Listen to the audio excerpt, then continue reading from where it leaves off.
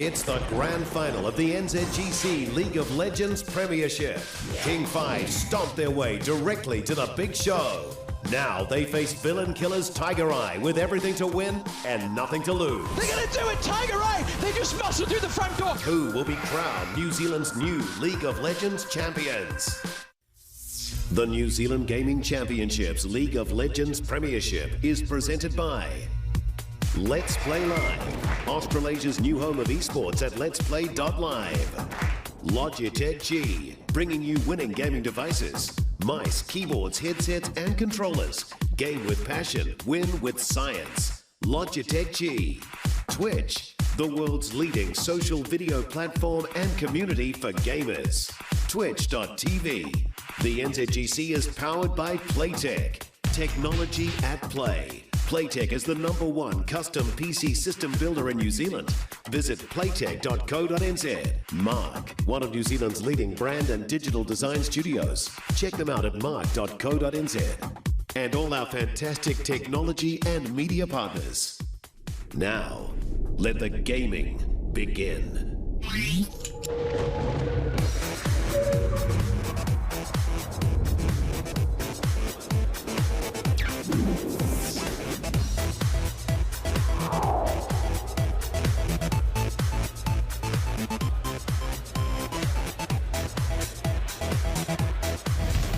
This is the big one, the grand final, King 5 versus Tigereye, and one will walk away as the 2016 champions. The crowd is building, cosplayers in the house, the venue looks absolutely amazing, and we have the best teams in the country head to head. Good evening and welcome to the New Zealand Gaming Championships 2016. This is the grand final. It is King 5 up against Tigereye. Villains have gone home, so we will crown a brand new champion.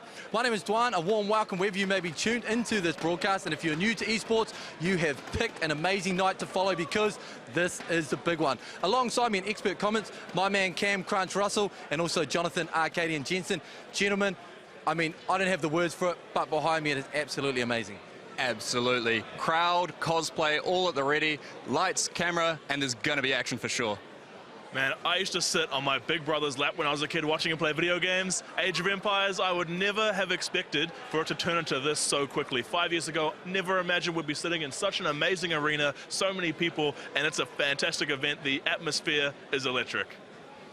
The atmosphere is electric, but we're going to crown a brand new champion tonight, guys, right? So last year's Villains got knocked out last week, which is a shock. They're 10-time land tournament champions, but they're not here. So what happened to Villains? Villains have been fighting so hard right throughout the NZGC. They just couldn't quite make it there. They knocked Tigereye down to the gauntlet, but Tigereye just came back and they bit them. All of a sudden, they're gone, and we've got a new champion going to be crowned tonight. Yeah, I like the look of King 5, right? They've been the favourites throughout. They pretty much haven't lost a match throughout the whole tournament. So do they come in as favourites for you, Arcadian? Look, King 5 have looked absolutely fantastic throughout this entire tournament. They have been dominant. They've done great wins. If anything, they've had the last couple of weeks to really sit back, work in secret. No one has seen what they've been up to, and they could come out with a whole bunch of surprises tonight. So it's going to be exciting to see what happens. But you look at Tigereye, right? They've come through the sudden death, but they're absolutely amazing. They've been very good, and they're here, and they deserve to be here, right? Yeah, Tigereye was so close to being able to clinch that second spot and not have to run the gauntlet. Unfortunately, Villains knocked them down there. But right since the very first game, we've seen Tigereye be able to come up against any of the best teams, and they battle it out. They are such a strong team, and you can definitely not count them out, especially coming through and hungry for that final now. Well, let's have a look at exactly how both teams made it here tonight, and this is the road to the final. King 5 ruled qualifying, dropping only one game, ironically to Tigereye, on their unbeaten run to the qualifying final, where they met last year's champions, Villains. Game 1 saw the start of the Battle of the Titans as King 5 took on the Villains. Both teams were taking kills across all of the map. However, Villains stood a little bit more overconfident than King 5. King 5 also took fights where it mattered, where they were able to take objectives and towers straight after the fights. Now, King 5 managed to control the map while keeping even scores on the gold, but there was a crucial moment later on in the game where King 5 really turned it on. And as you can see, taking fights around structures, where it really matters was how King 5 managed to keep slightly ahead during the mid-game. But it was the fight here, as King 5 noticed Shiny on the opposite side of the map. They pulled the trigger and went for Baron Nashor. They not only took the Baron, but also won a team fight, and off the back of that, walked right through the villain's base, securing a 7,000 gold lead, and eventually, the victory. Game 2 saw the villains coming with something to prove, and some strong early moves suggested a return to form for the reigning champs. Then an amazing threading of the needle as Raven caught out Shiny mid-ultimate, sealed the deal on this team fight, and from there on out, a triple kill for KO spelled disaster for the villains.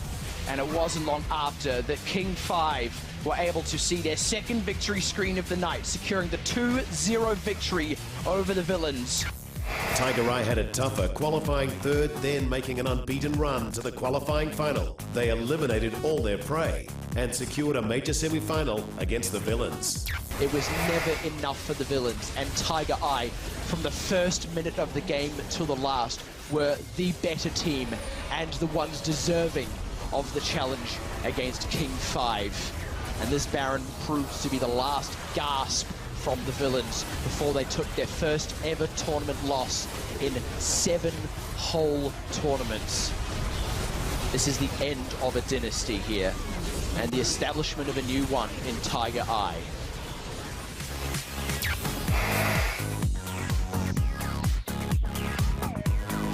So that's the road to the final. Villains gone, but King 5 versus Tigereye. For you, Tigereye, what are the strengths for this team? Tigereye are such a methodical and patient team. They just wait and they pull the trigger when they know that they can go for the killing blow. So if King 5 give them any of an inch, I reckon they can take a mile, and that's the strength of that team. And what about for you for King 5 as a squad? What do you like about them? Well, King 5 is a rookie team. This is their first split, but they play like they've been doing it since the beginning of the business. They are fantastic at holding, being patient, and not cracking under the pressure, which in a venue like this is going to be pretty important. Well, look, we have someone very important who has joined us here today, all the way from down the line, but her name is Laurie Pops, and she is on the floor, and she's soaking up the mood. Laurie, how's the mood down on the floor? I'm just waiting for the punchline. Hey guys, I'm down on the floor and I'm with a massive audience right now, people of all ages, and the vibe is amazing. We have some cosplayers behind me as well. Woo! As you can see, the atmosphere is nothing but the best for us gamers and for the esports and cosplay community as well. How's it going? It's going awesome. Yeah, you're looking forward to tonight? Oh yeah, I'm waiting for the punchline. Yeah, literally punchline, I'll get you there. How about you? Super stoked. I'm so happy. This is like the first time I've ever been to anything like this, so. No, you and me both. And we got Deadpool over here as well. Oh, awesome. I'm very much looking forward to the results of tonight, and I'm sure everyone else is as well. Back to you guys. Thanks very much, Laurie Pops. Look, everyone's in the house tonight down there on the floor. Looks fantastic down there. But look, let's break it down a little bit more. Let's talk specifically about some of the key matchups here. Let's talk about Artifernes and what he's going to bring to the matchup. This guy has come out and it's his first ever competitive tournament, and he has been an absolute superstar. We could see him go on and really take out this match. He's up against Shock, which is a very strong mid laner as well. Both of these guys very young, but Artifernes, especially on his Yasuo and a couple of these key picks, just such a strong player, and you've got to be able to ban them away. I think that if the team plays around him, he could get rolling and really take Tigereye through for a victory here. Yeah, well, Artifernes is also the champion for everyone at home that saw us earlier on in the day. Artifernes was in the winning Auckland Grammar team, so it shows exactly how young they are and how very good they are. But look, I caught up with the captain of Tigereye in the form of Brawler, and he had his thoughts on the matchup tonight. Brawler, it's grand final time. Are you and the team nervous? I think we're pretty confident going into tonight, not nervous at all. Now, I also want to talk about the fact that Artifernes is backing up back-to-back, so is he in fine form? Well, I think that's probably like the best warm-up you can have, right, is winning another tournament just before. You and the team have gone all the way through the preliminaries, so do you guys come into this one match ready? I think we're a lot more prepared than they are because we've had so many extra best of threes. I think it's one advantage coming through the bottom bracket. Simple question, can you win it all tonight? Yeah, I think we can easily. Thank you very much, good luck. So there was Brawler, the captain of Tigereye, and look, what I'm going to say is they feel very confident coming into this one, as they should.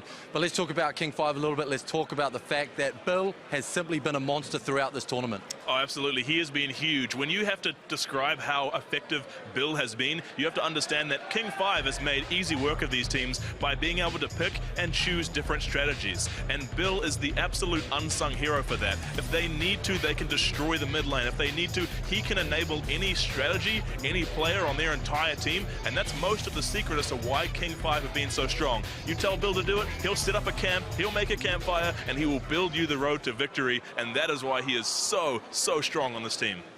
And of course, Bill as well is one of the very best players. He's been around so long. This sort of environment, it doesn't faze Bill, and it's certainly not going to faze King 5. But I caught up with the captain of King 5 in the form of Raven earlier on, and he was buoyant to say the least. Grand final time tonight for you and the team. Are you and the team nervous? Not really. We're actually really, confident about this. You guys have had the week off though, so do you come into this as the underdogs? Not really. We got the week to actually watch them and see what they're doing. We have a better idea what they're doing rather than what they have of us. So we're actually more confident than they are, probably. And are you concerned about Artiferns? He's just backed up from winning the high school championships. He's looking very good. The high school championship is a different level, right? It's like high school level. At the level we're playing at, it's not actually that big of a deal. Well, good luck to you and the team tonight.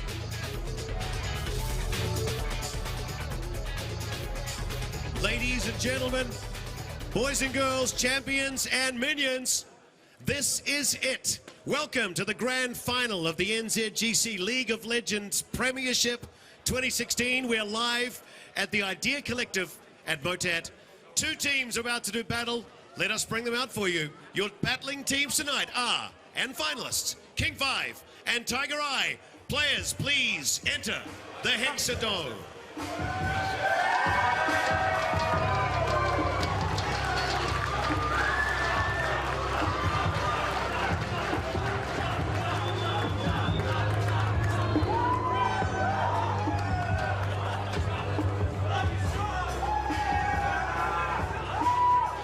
Folks, it's 3 games, best of 3. The first of 2 wins. These two teams have made it to the grand final of this premiership, and we're stoked they've done so. We thank all the teams that have played, but these are the top 2, and tonight we will crown a new champion. Introducing the teams for you, playing out of the blue side of the Hexadome, King 5. And against them, and playing out of the red side of the Hexadome, Tigereye. Gentlemen, to your machines. And now, let the gaming begin. Let the gaming begin is right. Fantastic. It looks exciting down there. I literally can't wait for this to get underway. But for everyone at home, let's have a look at exactly how they line up in the Rift tonight. The big one, King 5 versus Tigereye, and one will be the champions for 2016. They will look like this for King 5. Raven, the shot caller and captain, will line up in the top. Bill, the monster in the jungle. Look out for one of the best up-and-comers in Shock in the mid. KO will hold down AD carry. And of course, Lil Decoy will be in support, and that is King 5. Tigereye look excellent across the Rift. Rare Fiction will be in the top. Bomi has been excellent throughout the NZGC tournament in the jungle. Look out for Artifernes in the mid. OK Tiger will hold down 80 carry. Of course, Brawler, the captain and shot caller, will be in support. And there it is, game 1, not too far away. King 5 versus Tigereye. Gentlemen, you've seen the Rift, you've seen the players up there. I'm going to go quickly before we get to the pick and ban. Who you got and why for game 1? I think King 5 are favourites, but Tigereye have been battling it out. I reckon if anyone can do it, they can. Game 1, Tigereye. What are you, Ark? Look, my head is telling me King 5, they're fantastic individual players, but I think that Tigereye coming through, and they're hot, they could take out the first one. This is very interesting for me and obviously for everyone at home, because I normally never do this, but I'm going to go with you guys. I think Tigereye have got the momentum. They're going to pick up game number 1. But look, let's catch up with the shoutcasts, also known as commentators in traditional sport. You have some of the best in Pixie and Smite. Gentlemen, you must be excited for tonight. Well, excited is one way to put it, Dwan. I've actually got a guy standing beside me with a giant leaf to keep me cool because I am sweating, right? I am nervous. I can't even begin to imagine how these teams must be feeling. I mean, you can actually feel the atmosphere all the way up here. We're on the other side of the arena. Oh, yeah. I can hear everyone. I can literally feel the crowd's anticipation. I can't wait to get into this match. We've been waiting for it. Oh, yeah. All NZGC. This is what we've been working towards for the last 6 weeks, and I hope you guys at home can hear that crowd as well as we can. We're going to get straight into this pick and ban as well to see what exactly these teams are going to be bringing into the ref for this all-important first match. And it's a completely different environment. I mean, these teams, they're experienced at playing on live television. Now they're doing it on live television and in front of a crowd of screaming fans. I mean, shout out to the guys with the shock sign as well. Yeah, really, really here to support your fans. So here we are, pick and ban for you guys. As we can see, Cassiopeia already off the board. And Yasuo, that's a target ban. They're not going to deal with out-of-bounds Yasuo, not tonight. Someone watched the curtain raiser where Auckland Grammar High took it out, mostly off the back of out-of-bounds Yasuo. First thing off the table, no surprises. Cassiopeia off the table by Tigereye, taking that away from Shock. A lot of focus around that mid lane. Nidalee being taken away as well. When you're on that blue side, you can kind of force the red side to ban away Nidalee, lest you first pick it. And of course, no one wants Bill to get Nidalee, so Tigereye going to take that one off the board. Kennen as well. It's an interesting one. That's actually, I mean, it's just a general power ban. That takes it away from Ref Fiction, but it also takes it away from Raven, and I feel like Syndra is kind of the same. Aside from the Yasuo, not many target bans just yet, just a lot of power picks taken off the board. And of course, Kennen, one of those champions that has developed since the World Championship started. We've seen a lot of new picks coming out, and teams have been adapting. Yeah. I want to point out something we noticed. You actually saw it on your screens earlier when the teams were standing up on stage. You saw Raven holding his notebook there, his pick ban notebook, and you may or may not have noticed, no one on Tigereye quite had that. Brola does have a handy piece of paper where he's got all his info down, but King 5, they're coming into this uber prepared, so we might not be seeing it in the bans just yet, because really aside from the Yasuo, it's just power bans, but they've got some picks up their sleeve, I can guarantee you that. And the other thing is, it's so important to have something like a notebook, because this is a very strategic point in the game right now. You need to come in here with as much knowledge as possible. Just a note as well, you may be wondering why King 5 have only banned away 2 champions instead of 3 like Tigereye. Well, King 5, unfortunately, earlier today lost a ban due to a slight rule violation. Nothing too major, but it's not gonna, they're not gonna lose out on too much here. Picking up that Ezreal straight off the bat, though, tells us exactly what kind of thing they're trying to hand over to KO. And they definitely watched last week's match on Wednesday as well, where OK Tiger picked up Ezreal very often, did very well on that champion, taking it away from him, also crucial. But it's left open Jhin instead. Yeah, that's taking Jhin away from KO. It's like these 2 AD carries have just kind of swapped favored champions. I feel like this is something that favors Tigereye just a little bit better, because OK Tiger's Jhin is also fantastic. But I know what you want to talk about. You want to talk about Bomi's Lee. Okay, Bomi loves this champion. A lot of players here, they've got signature champions. Bomi on his Lee Sin. It's feared across New Zealand. So now that he's able to lock that in, he's going to come in strong. Lee Sin is an early game champion. Look for the power early on in the first 10 minutes. He needs to make it count. He really does. And there's a couple of reasons he needs to make it count. I hope we actually get a chance to touch on that in game, but the response already from Bill, he's just wanting to hover over Rek'Sai here, going with a general power pick. I mean, Lee Sin taken away, Nidalee banned. I mean, you want to try and pick up something really solid here. Yeah, I mean, Rek'Sai, general power pick, good to have. Hovering over Braum as well. It allows for a lot of kill potential in the bottom lane, and there's the Poppy Locket. Actually, Raven! One of Raven's favorite champions too. Oh, I'm super thrilled to see this. We actually saw a tiny bit of it in the highlights as well earlier in our Road to the Finals piece. Raven, when he pulled out their Poppy against villains, was absolutely instrumental. A really, really key player, and especially against Jhin. Just to cut in there, that's what we're playing for, the trophy. And there's the Shock fanboys as well. Shout out to those guys. But let's get back into Champion Select, right? World Special, that Aurelion Soul. Well, that's the thing with out-of-bounds. I mean, you can take away the signature Yasuo. He's still a superstar player, and on this champion especially, between that and the Jhin, they bring a ton of pressure to the table. I would like to see this be a time catch for Brawler as well. It just provides them so much safety, especially for the Jhin, because, yeah, there it is. I just talked about how great Raven was at catching out Jhin in their game against the villains. He shut him down time and time again. that's just not going to happen with Brawler on that Time Kench. The other thing with Time Kench as well is that into a Brown matchup, Brown's crowd control, kill potential, it's all very telegraphed. Takes a lot of time to actually lock it down. Time Kench can save his AD carry in that time. Yeah, well, they have indeed unbenched the Kench, unclogged the Frog, unhanded the Salamander. Permitted the Kermit? Permitted the Kermit. That's, I came up with a whole list of these. I could keep going. But the last two to round it off here for King 5, going to pick Victor into that Aurelion Sol. I am liking that pickup, just, again, general strong power pick. And this is kind of telegraphed exactly what King 5 want to do. If they're in open ground, they want to kite you. If they're in closed quarters, they want to fight you. Absolutely, but they do have a small splattering of kill potential in there. You've got Cocoon coming up from Elise. You've got the level 1 potential coming up from a Braum as well. Yeah, a lot of pick power. So while there's not a huge amount of damage coming up from the AD carry early on, there's still a Victor who can put out a lot of one-shot potential. And what I'm seeing out of Tigereye by comparison, I do hope this is, it is going to be the Rumble locked in.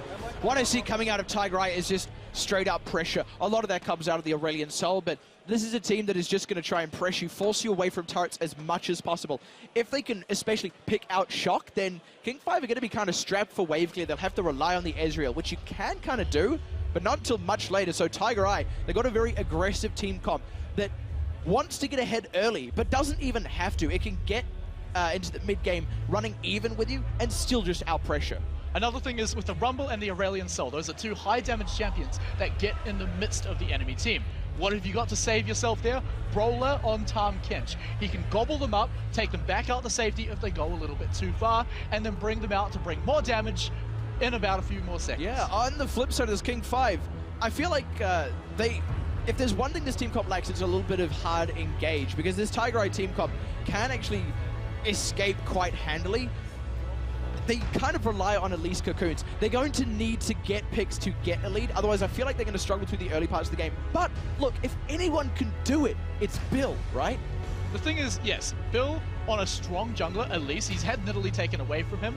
Can't go on something like Elise Sin instead. So Elise, yes, going to be strong, has to try and carry, but matching up against Elise Sin, even on Elise, that's a difficult ask.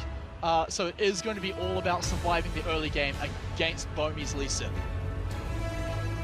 And eyes on Bomi's Lee Sin, of course, for the early parts of that game. We talked about just how key that early playmaking is going to be, that it's all going to come down to the vision control that comes out of Bomi. And on the flip side, King 5, we talked about how much they have that pick potential, and personally, I feel that's their route into this game, into building a bit of a lead, and again, that's all going to be vision control.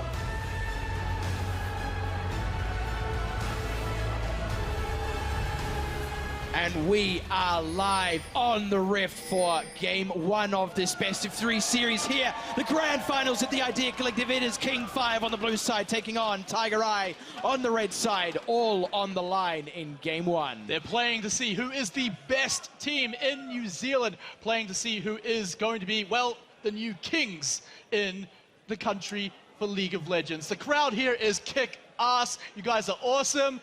The feeling here is great. I can't believe esports has come this far. We're here in the grand final after a 6-week tournament. I am so excited to be here. This is everything we have been moving towards right from week 1, where, in fact, these two teams met in their first game of the NZGC. It is the closest King 5 came to defeat, and it set the mood for Tigereye as well. They've had to battle and brawl their way to get here. Have they come back looking better? That's a question we're going to find out a little bit later, but now into the game. We've actually seen a little bit of an invade coming out from OK Tiger and Brawler, but it was spotted by King 5. But they've dropped down the ward, they can go and take their Gromp safely, but their Krugs have been watered as completely well. So covered. Tigereye playing with all the information. Yeah, it is just going to equate to a matched start, though, for both of these bottom laners, both picking up the early minion camp, early camp at the jungle there to try and turn up to late. Equal amounts of experience. We're not going to see any significant leads there. While we've got a bit of a quiet moment, though, there is, of course, the all-important scoreboard at the top of your screens. And for those of you tuning in at home who have maybe never seen, heard, or smelled of League of Legends before, we've got someone to explain to you what that scoreboard is. That man is the ever-handsome Arcadian. Thank you very much, Pixie. So from the top of the scoreboard here, from left to right, we've got the team score on the outside. King 5, 0-0, working our way in. Currently, neither team has taken a game. In from there, we have the amount of dragons. And so that is a team objective they'll be aiming for to fight over for the rest of the game. We've got towers in from there, and then the last in is the gold. Now, that is an absolutely perfect way to tell how far ahead a team may be. And at the very center there, that is the team kills. How often each team has managed to pick another player off the field. So if you want to figure out who exactly is ahead, eyes on that gold lead. That is where it all happens. And sometimes it's good to just look at who's killing the other guys more. Yeah. I mean, that's always a pretty good way. But talking about that, King 5 is a team that really thrives in chaos. They really throw a lot of spanners into the works. They play very unorthodox quite often, sometimes sending their AD carry to split push. It can get a bit crazy for these guys. So if anyone's going to be looking to get kills or force very hard decisions for the enemy team, it's King 5.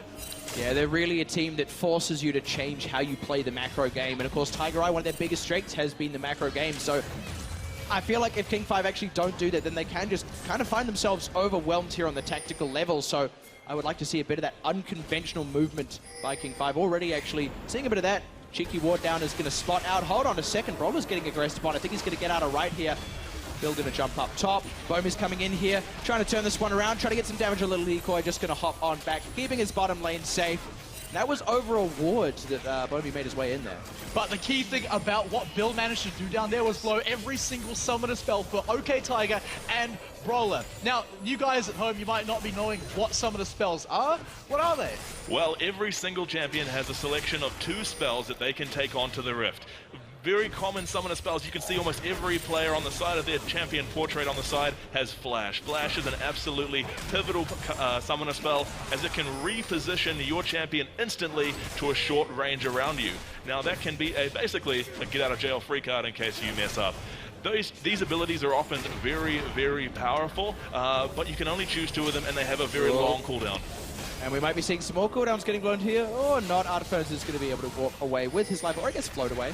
Just float away. I mean, soar away. That's what a dragon and does. Bill got spotted by that ward in the side bush there. He cleared it out with that raptor buff, so it's going to be not going to have that same information. And actually, with that in mind, Bomi's going to try and make a bit of an invade here. He did get spotted out. He's just going to pop down some vision and leave. He's spotted out, but he's still getting a key amount of vision. Even recalling here is going to throw a bit of confusion into the midst of King 5. They think he's still there. Is he? We don't know. We have to play a little bit safer. But in any case, Bomi's playing pretty well. Despite Bill blowing a lot of summoner spells, Bomi's been showing some attention to the bottom side of the map. Definitely has to return. But being a Lee Sin, he's not going to get a scanner trinket. He's going to stick with that warding totem. Yeah, that's one of the big trade-offs, interestingly enough, with Lee Sin. The moment you pick him, you are going to lose out on a little bit of vision control later on for the trade-off of having much greater playmaking potential early in the game. And we have to see if he leverages that, because I'll be honest, if he doesn't, he's going to find himself in a bit of a tough spot. But I mean, it's one of those things where, honestly, a Lee Sin can always spin the game around. Yeah, I mean, people talk about how much Lee Sin falls off in late game. Dragon's Rage is absolutely monstrous. Bomi now showing his face on the top lane, but constantly caught out by wards here.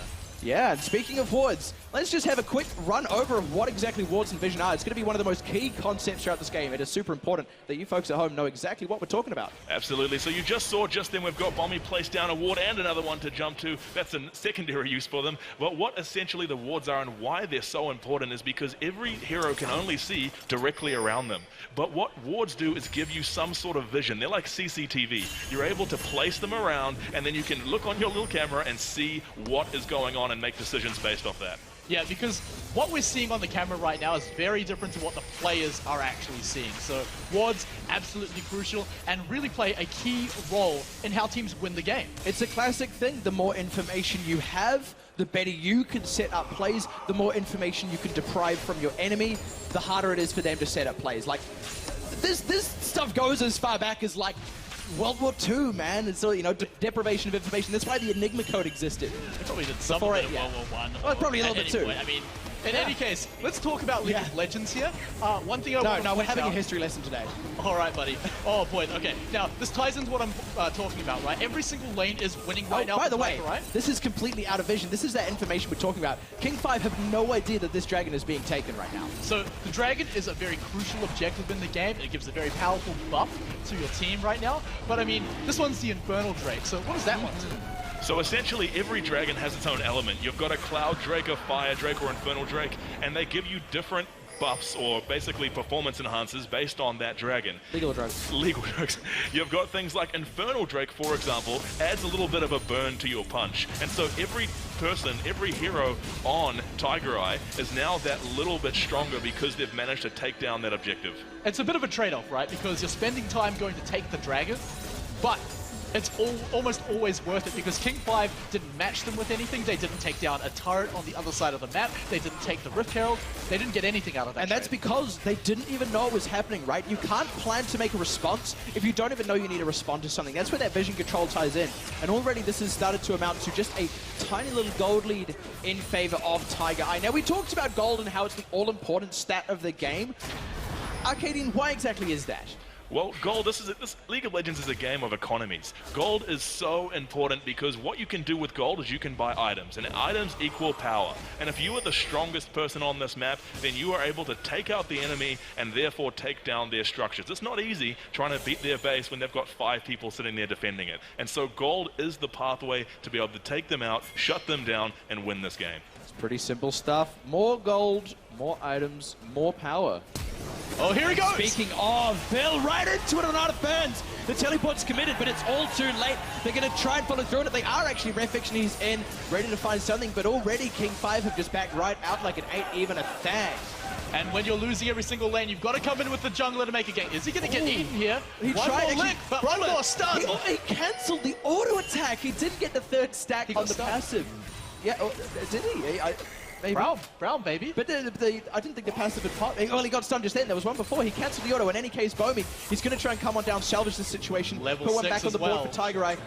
He's got to thread that needle, though. He wants to get onto KO if he can. Oh, he might be... No, he's going to go straight into the little decoy. Completely thrown in, if you will, as a bit of a decoy. They're going to try and take him down. Ignoring KO, they do get him. Committing a teleport now, though, to the bottom lane is going to be Raven. He's got the flash favorable. He might just want to go for it, and if he can find something when Rare Fiction didn't, this is going to be favorable for King 5. Flash out for Brawler. He's going to be just fine, and even Bill showing his face in the bottom lane doesn't find anything for it, and a clean answer by Tigereye to that mid lane gank earlier. And that's so important, right? King 5, Raven teleported down bottom lane, and Bill showed up as well. They weren't able to match what Tigereye managed to do on the other side of the map. They could have put pressure on Rumble in the top lane, but instead, Rare Fiction is sitting there farming. He's already got his Haunting Guys. He's looking great in the early game. Speaking of Rumble in the top lane, I mean, we saw both commit their teleports, right? Rare Fiction committed his quite a bit earlier, which means he's going to have it up sooner, and he was able to return to his lane, take out more minions. He's got a solid CS lead now, looking at about 30 CS, which is phenomenal, especially over Raven, who is one of the best solo laners on this King 5 squad. And right now, King 5 are getting outclassed in every single lane. Out back road. Out back road as well. But traditionally, King 5, a lot of their victories have come off the back of smashing the laning phase. They may have had a few macro errors, but because of the amount of gold they accrued over the laning phase, they brought it back every single time. And Not the case this game. Yeah, and this is the one team that really gave King 5 a run for their money. Right back in week 1. Day 1. Yeah, day 1, exactly. King 5, since then, they've had, let's be honest, a bit of an easy run. It's been smooth cruising from there all the way up until this final. Heck, even getting the bye straight into the finals without having to run through the gauntlet, unlike Tigereye. King Tigereye, maybe just a little bit more battle-hardened and tempered at this point. And Bill trying to show space in the top lane, but Rare Fiction's having none of it, going to back on off. But just taking a step back and looking at it right now, King 5 are in a dangerous position. They need to do what they did earlier on, where they got first blood. All other lanes are even aside from that top, but already Tigereye going to try and leverage this one. They're trying to get onto Shock Bomb. He's looking for it. Needs to hop to the other side to get that kick, but he just can't quite get there. He can't go TD. And in the meantime, King 5 answer with a gank in top lane. And with Bomi finding nothing, King 5 finding something. Well, it doesn't take an idiot to figure out who walked away from that one, the better for the wear. And that's what I'm talking about. When something happens on one side of the map, you do something on the other one. King 5 recognized that. They knew there was no jungler. Bomi wasn't going to show up and ruin their fight. So they got an easy 2 versus 1. And anyone who knows simple math knows how that usually works out. Well, usually indeed, because of course, Shock was able to walk away from that gank like it wasn't even any trouble. That's against the hyper-mobile Lee Sin.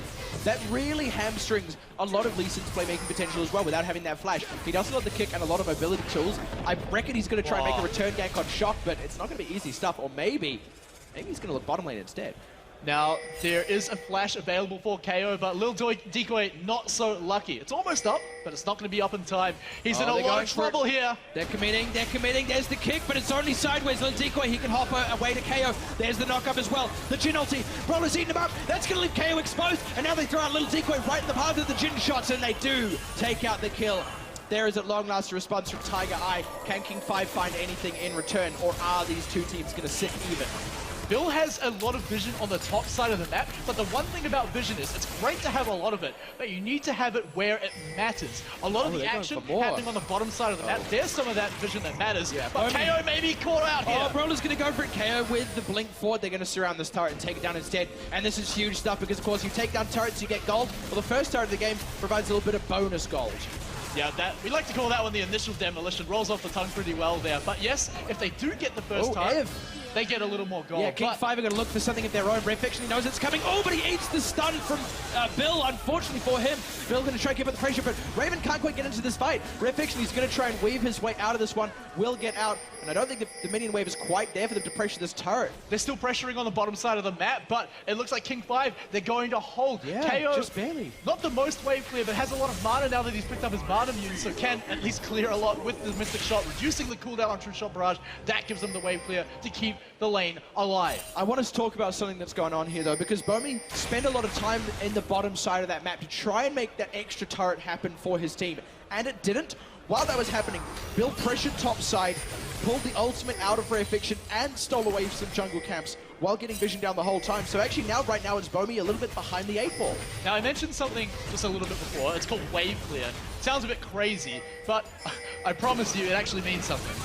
Well, every single time, every 30 seconds actually, each team has a wave, we call them, of minions coming out of their base. And wave clear is the ability to be able to wipe those minions out and essentially being able to clear it and stop them from going into your towers and breaking down your base. And so it's a very important skill to have. Super useful, especially in the later parts of the game, where it is going to be a lot more about getting those towers down, breaking into the base for good. The intro, though, of course, just on your screens. Oh, Rare Fiction! Never mind what was just on your screens. Look at what's on your screens now. Another great gank. Bill and Raven are absolutely bullying Rare Fiction this top lane, making his life miserable. And this is taking away one of the key strengths of the Rumble pick, right?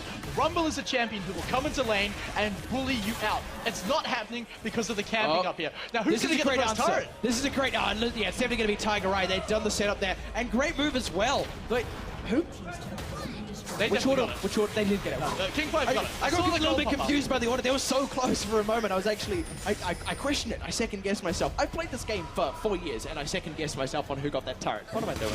But the key thing is, right, even though, of course, they got the initial demolition, they got the bonus goal. They weren't able to allocate it all to a single member that you commonly see. So they were in a bit of a rush. They spread it out, which means there's not a huge advantage on a single player.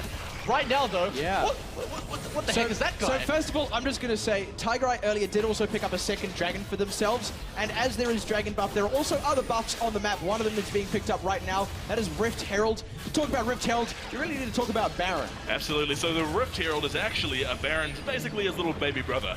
But what he does is he gives you a fantastic buff. You can see it's just been picked up by Raven there. And it's a buff, a performance enhancer that lasts 20 minutes, and it gives you an absolutely fantastic ability to buff those minions and make them powerful. Hold that thought. Bill getting a little bit pressured here. Went up sky high with that repel, but Brawler was there to cut off the retreat, picking up a nice kill there for Tigereye. They're going to try and turn this into some pressure somewhere. They brought Brawler all the way up here. I wouldn't be surprised to see them try and take this turret. And every time we've had our camera on the mid lane here, Artiferns has been bullying Shock every single time. But to Shock's credit, he's been matching him in CS. Hasn't matched him in a kill, though, so it's down in that sense. But in any case, King 5, they're bringing it back. They're trying to by keeping Rare Fiction down and Shock going even. Even the bottom lane is going up even as well. King 5 is definitely not out yet. Yeah, well, it has to be said, the game as a whole is pretty even. Only about 300 gold separating these two teams. This is exactly the kind of matchup we expected. But the reason that's interesting is because this is the closest King 5 have been to struggling. They've never been this even before. And here is Tigereye again making the aggressive move. King 5 will get out. Oh, will they though? The Gen ultimate started up.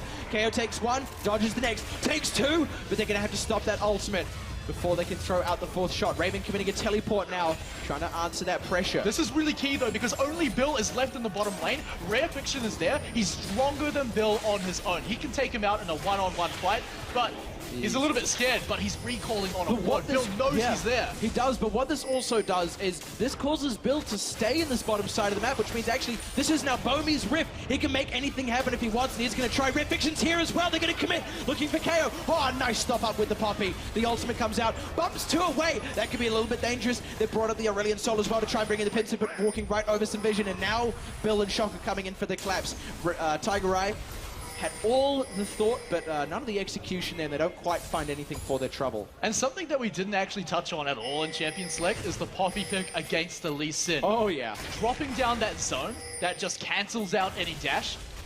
Almost all of Lee Sin's kit is dashes, but we'll see that now. Someone who doesn't have dashes is Red Fiction. Now he's caught up on the wrong side of a retreat. King 5 picking that one up, and Tigereye are in no position to answer. That was just a pure positional error out of Rare Fiction. That could be all King 5 need. A little bit of numbers advantage could be all they need to push out. Maybe a turret in the mid lane. Could we really have asked for a more even match right now? Look at the gold, within 100 of each other. There is a dragon advantage. It's not even within 100, they just ticked up at exactly the same time.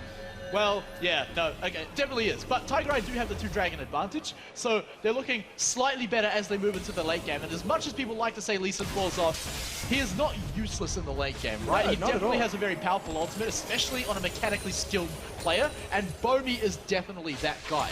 And when we talk about late game champions, it's important to note that some champions have more natural ability. As the game goes on, the items that they gain makes them even more and more powerful. But some champions just naturally grow within their own abilities. And so that's what we're talking about. We say this late game could be huge for them. And that's the thing with Lee Sin in the early game. His kit is so powerful, brings so much to the table. Late game, it ends up being one-dimensional. He needs to get that single pick. But I tell you, that single pick can win you a game. The thing is, though, Bomi's been focusing so much on the bottom lane, and even particularly Lil Decoy, because not a very mobile champion on that Braum. But it's still a Braum, still a tanky champion to take down, and it's just not been as effective as how Bill's been moving around the map. He's got 4 of the 4 kills in kill participation here. And that is fantastic. The only unfortunate thing, though, is actually part of that, half of that, in fact, is straight up the kills. Now, speaking of Rare Fiction, he knows he's getting collapsed upon here, and unfortunately King 5 not quite with the position. Actually, they might be in a bit of trouble here. The ultimate comes out, and it's Artifez is here as well. They're trying to make a play. They get onto Little Decoy, as one already going down. The turret does fall in the mid lane, but it might be too little too late here. Raven needs to be careful how he positions, could get collapsed upon, is going to be able to get out. Nice pick up for Tigereye. Kill for a turret. It is the mid lane turret, but Tigereye definitely happy with that. Tigereye need to take advantage of the situation, get vision around. We've got 15 seconds until the Infernal Dragon spawns. Now, we talked about dragons. Infernal Dragon is the most coveted one. It gives you more damage when you pick it up. They need to get vision control with those wards around it, but they're backing off. They're trying to defend the mid lane turret as well. And I don't blame them, because King 5 read this like a book. They know Tigereye want that dragon, so while Tigereye were busy setting up that vision, trying to get into position for that, they went, all right, we're going to fight you where you aren't. Went straight into the mid lane, forced the hand of Tigereye, forced them to respond to the move in the mid lane, but hold on. Oh, never mind, just a catch on Bill. Nothing quite going to happen, no follow-up just yet. So despite having a numbers advantage as well, Tigereye didn't have a lot of ultimates ready for that fight. That's why they backed off despite it being a 4v5. There's no equalizer for Rare Fiction! Oh, but the stun on Bill is going to keep him safe. That was Rare Fiction's flash, but Bill has to go sky high to keep himself alive. Rare Fiction currently in his self-silence. Raven flashes over the water fights. I think Rare Fiction's in a ton of trouble here. Sure to go down unless something miraculous happens. That miracle might be Bomi, though, because Raven now, he can't follow it up any further. Has to be careful not to overextend. In fact, so does the entirety of King 5. They're just going to muscle out Tigereye for now and move on to this dragon. And just while we're on a quiet point here, I want to mention the ultimate abilities you mentioned before. Well, we're in an easy period right now. The ultimate abilities every champion has. Now, every champion has a few core abilities, 3 of them, in fact, that are essentially their bread and butter. But they've also got their main course, the thing that defines their jam, what defines them as a champion. Now, they're usually huge, impactful, bright, big abilities, but they also have a very long cooldown. So as the strategy game that this is, it is very important that they choose when to use those wisely. And I think part of the problem we had with that fight then in was those ultimates weren't used wisely. Yeah, Rare Fiction did not have his available, had already used it much earlier in that where Tigereye was forced into the mid lane. And like you said, Arcadian, honestly, between those few things, just was not something Tigereye could set up for. And they do still have a slim gold lead, but it is just that, a slim one. And now both of these teams are even for Infernal Dragons. Essentially, that's a net gain of 0 for both teams, right? No one has more inherent damage than the other right now. It is getting kind of difficult to tell who's winning right now. Both teams are playing their hearts out. Of course, it's a high-pressure environment. Both teams, I don't care what they say, they're nervous. They're playing with a little bit of shaky hands. They've got to be, right? What if just no one won? What if these two teams were exactly as good as each other and just no one won? The minions would win, obviously. But in any case, that doesn't actually happen, Pixie. You're right. We do actually always get a winner. Yeah, generally speaking, we get a winner in League of Legends, yeah. Aren't we the winners as the esport community? Yeah, we absolutely are. What a fantastic event this is, and honestly, what a game deserving of this event. I mean, it's only game 1. We are 22 minutes in, and we are at a deadlock. These two teams are completely even in gold, even in turrets, and evenly matched in their strategies. But this could be the difference. Bomi, he is on a ward. He's going to hop away, though, to safety. Oh, well, sweating bullets. Let's take a moment to just have a look at the state of the game right now. There's a lot of gold hanging around the rift here, but never mind, I don't have time to talk about that because that's the curtain call. I don't know if they're looking for a fight. Oh, actually, no, they are. Red Fiction on the side. They're trying to get a flank, but they can't quite get Artifans in. And unfortunately, that's just going to be the Jin ultimate for no gain.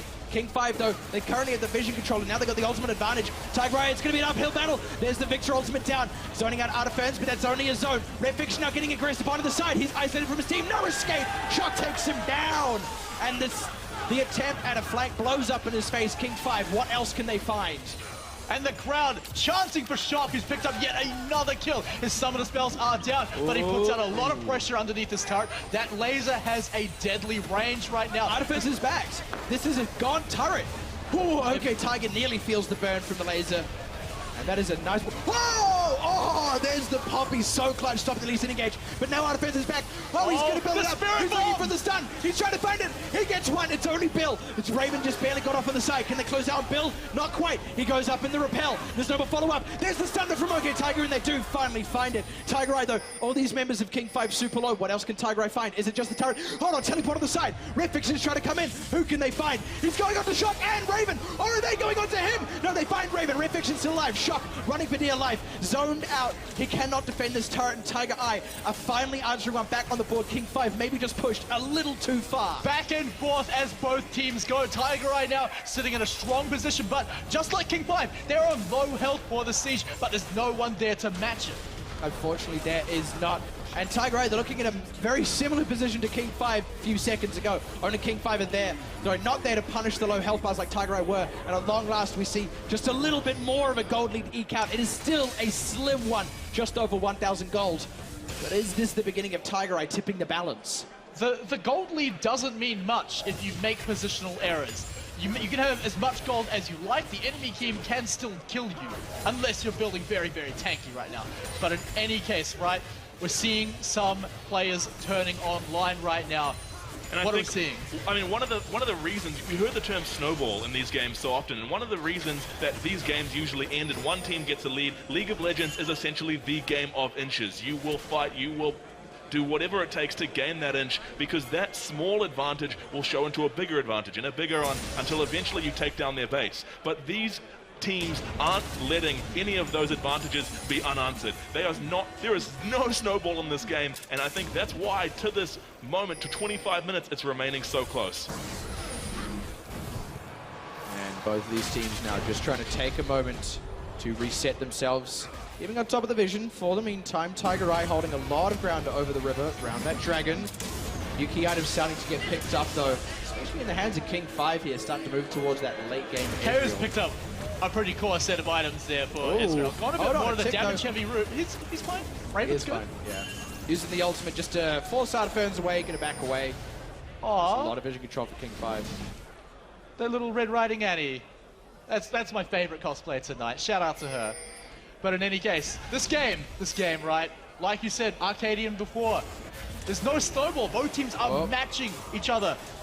Movement for movement right now. Tigereye a little bit more split up right now, but the vision control is solidly in the hands of King 5 around the Baron. But is this the moment here, King 5? Because they had that vision control on the top side, they're going to be able to get the outmaneuver, in fact, on this top lane turret. The ultimate coming out from OK Tiger, going to try and clear up the minions, zone them off, and maybe Tigereye want this fight. But the rest of them are a little bit scattered, taking a while to get here. The turret's definitely going to go down.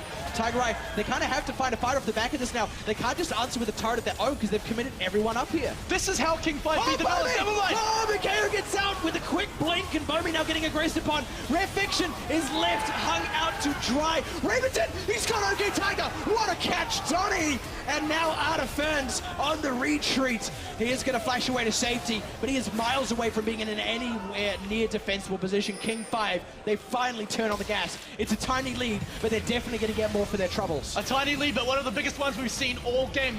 Teams going back and forth. King 5 just picked up a tower. They've killed 3 people, so they're now primed to pick up another one. They have vision control around the Baron as well.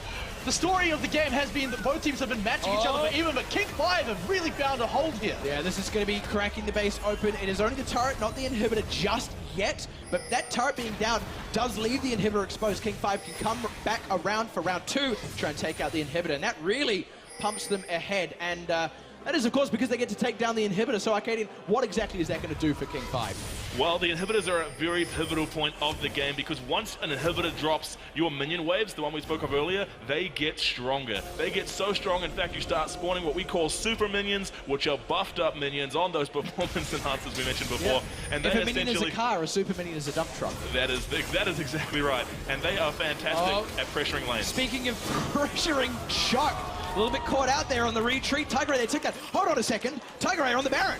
They are. They've got a pink ward down, which means they can see any other vision. But without Shock, they can't fight into this choke point. They need the Victor, the control mage. This Baron's burning. The Ezreal's not enough. And Bill isn't there to get in time. The bump away. Artiferns might not be able to get out of this one alive. He's trying. He isn't going to be successful. But there's still 4 men walking away with their lives and with their... Oh, no! It's only 3! KO. He's definitely going to try and look for more. Bill is there to try and catch Rare Fiction. But is a KO caught? The shots from Jen, they're ringing out. Bomi forced to flash away over the wall. Bill, get him on! Oh! The explosion! KO, he's burning. What? He goes down. It's a double kill for OK Tiger. And that's the Infernal Drake. That's the burn. That's why it's so important. And this could be crucial now. The one fight plus the Baron buff. This is Tigereye pulling the game back from the brink against King 5. Wow, just absolutely incredible, right? Cannot believe it right here. The crowd is screaming with every fight as it goes on. While you catch your breath, Pixie, we're going to go over what that means for Tigereye. Now, the Baron buff we talked about before is the big objective of the match. And what that does for Tigereye is that means every single hero on the team now has more of what they need to win. They buff their minions, they buff their health, they buff their attack, their speed, everything, and it's going to help them systematically break down their base and take more advantage. And speaking of objectives as well, they've picked up now the 3rd dragon of the game, so they have a lot of free stats sitting on their team right now. Their gold is even, but with all that extra power, they're much stronger than King 5 right now. Judging by his position, I thought actually Bomi might have spotted Shock recalling there. I was half expecting him to get caught out, then I realized there was no wards and no way they could know the Shock was there. But in any case, what a fantastic move by Tigereye. Now, they're setting up what we call a siege right here, where they're looking to take down a turret from far away. King 5 are here to defend it. Sieges, they're really important in this game. Yeah, absolutely. It's incredibly, I mean, the objective of the game is to defeat the enemy structures, right? But it's incredibly difficult to do that when they've got 5 people sitting on the end of that trying to defend you. Now, what they're doing is basically setting up camp, clearing out the waves, and slowly breaking down and whittling down that structure so they can get closer to the base. And Baron buff is the perfect thing to help them do that. Buffs up all their minions, makes it easier for you to clear their minions, harder for them to clear yours, and over time, we'll see Tigereye slowly chip away at this turret. Nice movements by Tigereye, great use of the Baron buff. Even as the gold sits even, it is definitely Tigereye in the driver's seat for a moment here. Okay, Tiger to learn his flash. Yeah, that's actually really important. We talked about it way earlier in the game, that flash 5-minute cooldown now. OK, Tiger, not very safe. You're looking for super champions. vulnerable to Raven. Yeah, champions on King 5 Raven on that Poppy, loves diving into the back line of the enemy team, which is where OK Tiger will be. If they can get him down, even with the Baron buff, Tigereye may fall in a fight. Loves diving specifically onto Jins. Like I feel like a Jin, I don't know, murdered his parents or something. He's got something against them. He's always going after them in fights, and here it is. Oh, OK boy. Tiger, you can open it out, but actually Raven's not there. He's way on the top side. This is going to be unanswered, and this is how they do it. Trying to get the chip away, trying to force him out from under the turret, forces out the Victor ultimate. They're trying to catch OK Tiger. Shock's going in for it. Brawler eats him up to safety, and now they're a little bit too deep. Raven's going to try and find something. Bomi, he's getting burned down. Dashes back to OK Tiger. The bump away was there for Red Fiction, and Tigereye just going to retreat, cool, calm, and collected. But even with the Baron buff, they can't siege this turret down. There's so much but they wave can go from for a Shock. fight instead. They're going to start it out with an equalizer, the ultimate out of Red Fiction. They're looking for little decoy. Raven, though, he's still sitting on the front line. Red Fiction overheated, can't come into the fight. OK Tiger and Bomi are low. This is on a knife's edge for Tigereye. They're trying to get the pressure, trying to get a pick, but they can't overcommit, and they have to leave tools open for the second retreat. And we saw Rare Fiction trying to draw the rest of King 5 to another lane, particularly Shock, because Shock is bringing that wave clear that we mentioned before. That's what's keeping King 5's turrets alive right now. So Tigereye either need to kill him or bring him to another lane, just out-rotate them. Well, as it happens, while all that was happening in the bottom lane, the minions were kind of doing the work elsewhere, taking down that inner turret in the mid lane. That is quite big for King 5, actually. Puts them just a little bit back in the lead, only a small amount, though. For a little bit of perspective, we talk about a gold lead being near insurmountable when it hits about 10,000 for one of the teams. Right now, we're looking at about a 500 gold difference. This is still a deadlock even game at 32 minutes. The thing is, though, as the game goes longer and longer, players are dead for longer and longer when they finally kick the bucket, right? So every time a champion dies, that's prime moments for a team to move, and this could be it here. What? That was so much damage from the jungler. Red Fiction goes golden with the Zonyas. He's trying to buy time for the team to collapse because here's Brawler and out of Burns. Now Bill, he's gone somewhere. He's off to the side. They're trying to get the catch on him. Out of Burns, he gets stunned up, but the shot is there from the side for OK Tiger. That's going to be the pressure they need. There's those big respawn timers. 45 seconds for Bill. They're keeping up the pressure. Start on Shock. There's the catch from the Jin. Bomi is in there to secure it with the kick, and they find another one. A huge numbers advantage now for Tigereye. What are they going to be able to get from this? Raven was on the other side of the map. He didn't have teleport. King 5 needed to recognize that and not push forward so much. Getting a little Tigereye with Brawler, the global pressure on Tahm Kench means that they can be anywhere at any time. Now they're coming up to a siege, but this time they have the numbers advantage. This time they do indeed. That was really just a case of Bill. Eyes a little bigger than his stomach there. He's built damage. That means they lose out on a bit of survivability in these team fights. And right there, it totally cost them. Rare Fiction just turned it back around. King 5, though, only lost one turret for it. Of course, it is a game of inches when the gold is this close right now. But King 5 are going to have Shock back soon. Raven's going deep. OK Tiger still no flash. Oh, Brawler there with the swallow to keep OK Tiger nice and safe, and they're going to peel out. Now, when we talk about League of Legends strategy, one of the important things you see happening here is something that we call split pushing. That's when the act of pushing is when the team moves up those lanes together and try and take down those structures. Split pushing is when you split your forces across multiple points of the map. Now, I think what's letting King 5 down so much is that Raven is always... He's never with the team. He's always away in another lane, split pushing, and that it's being detrimental for King 5. It's a case of biggest strength, biggest weakness, because we've absolutely seen him win games there before. But hold on, speaking of weakness, Brawler gets caught on the side. Raven catches Bomi trying to come in to help him. Brawler, he's able to eat up the Braum though. They might be able to find something. The knockup is there. They do find him, and Rare Fiction's got two against the wall. So Raven has Rare Fiction is low. The ultimate is out from Jin, but he doesn't find enough. Bomi hops away, and the Jin, OK Tiger unsuccessful. Artifacts, he's in the back line of this. He's totally cut off from his team. He tried to find a flank, but now they're just going to collapse on him instead. Can he get away? Shock trying to keep up the pressure. KO there as well. Out of fence, he's low, he's gone. And King 5 find another one. Again, deadlock even. And that was all disaster from Brawler getting caught out. Shut the front door. We are still even in gold right now. This is incredible. For the first match of the grand final, we could not have asked for a more intense matchup. Baron Nashor, he's back, baby. Of course, he comes back every 7 minutes. And now King 5 are looking looking to be the teams to take him down. 3 members are dead for Tigereye. I was talking about this before. The game goes longer, they're dead for longer, but there's no jungler. Bill is dead as well. We talked about summoner spells way early in the game. One of the most important is Smite. It deals true damage, that is damage unimpeded by any defensive stats to any kind of neutral buff. And without that Smite, they can't secure the Baron buff safely. They have to peel off it. They have to give it up. And this gives Tigereye crucial seconds to set up the vision and get themselves in a position to take this Baron. They will sorely need it. And if there's anyone that could steal the Baron as well, Lee Sin does execution damage.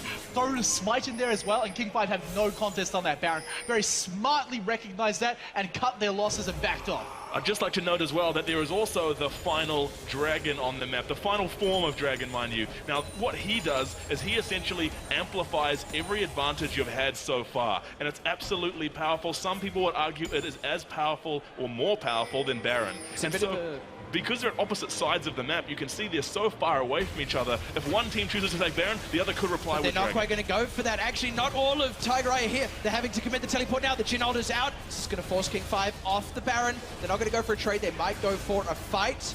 Both teams just going to peel off for it for now. And I just want to touch on that Elder Dragon. It's a bit of an interesting one because it can only buff stats you already have. It basically doubles whatever you have from your current dragon. So at this point, Tigereye with that Infernal Drake, they get double the damage they would normally get out of that. But if it wasn't damage you had, then you don't really get much for it.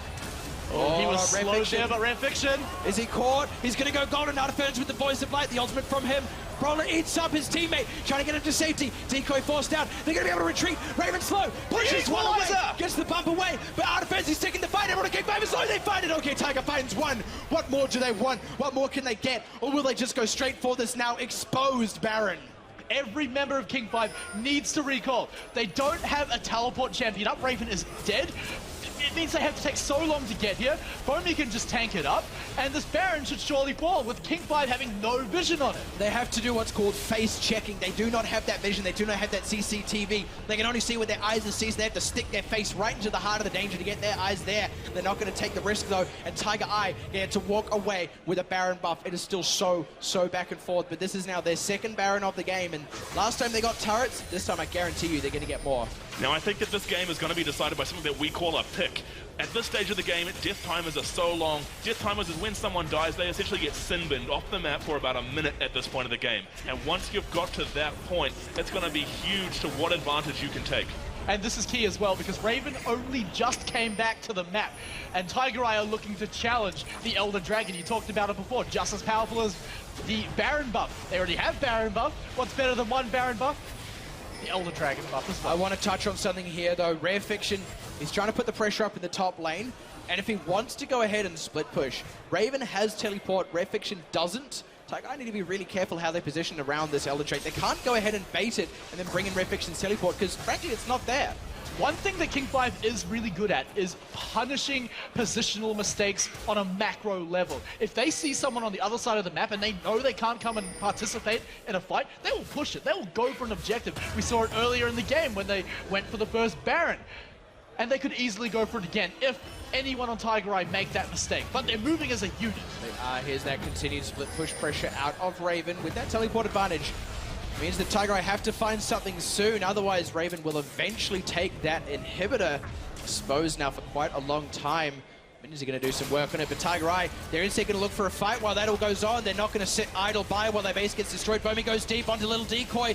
Raven, he's recalled to the team, gets the bump away on Brawler. They might have been able to get the turret. Bomi, he goes down though, he was too deep in the base. Now the rest of the team numbers disadvantage. Bill is into the fight. The remaining 4 members of Tigereye are hot, trying to retreat out of this one. Tiger with the stun up on Little Decoy. They do have to respect the chip damage as Tigereye back out. Okay, Tiger a little bit low. They're going to have to back away, need to protect that top side inhibitor.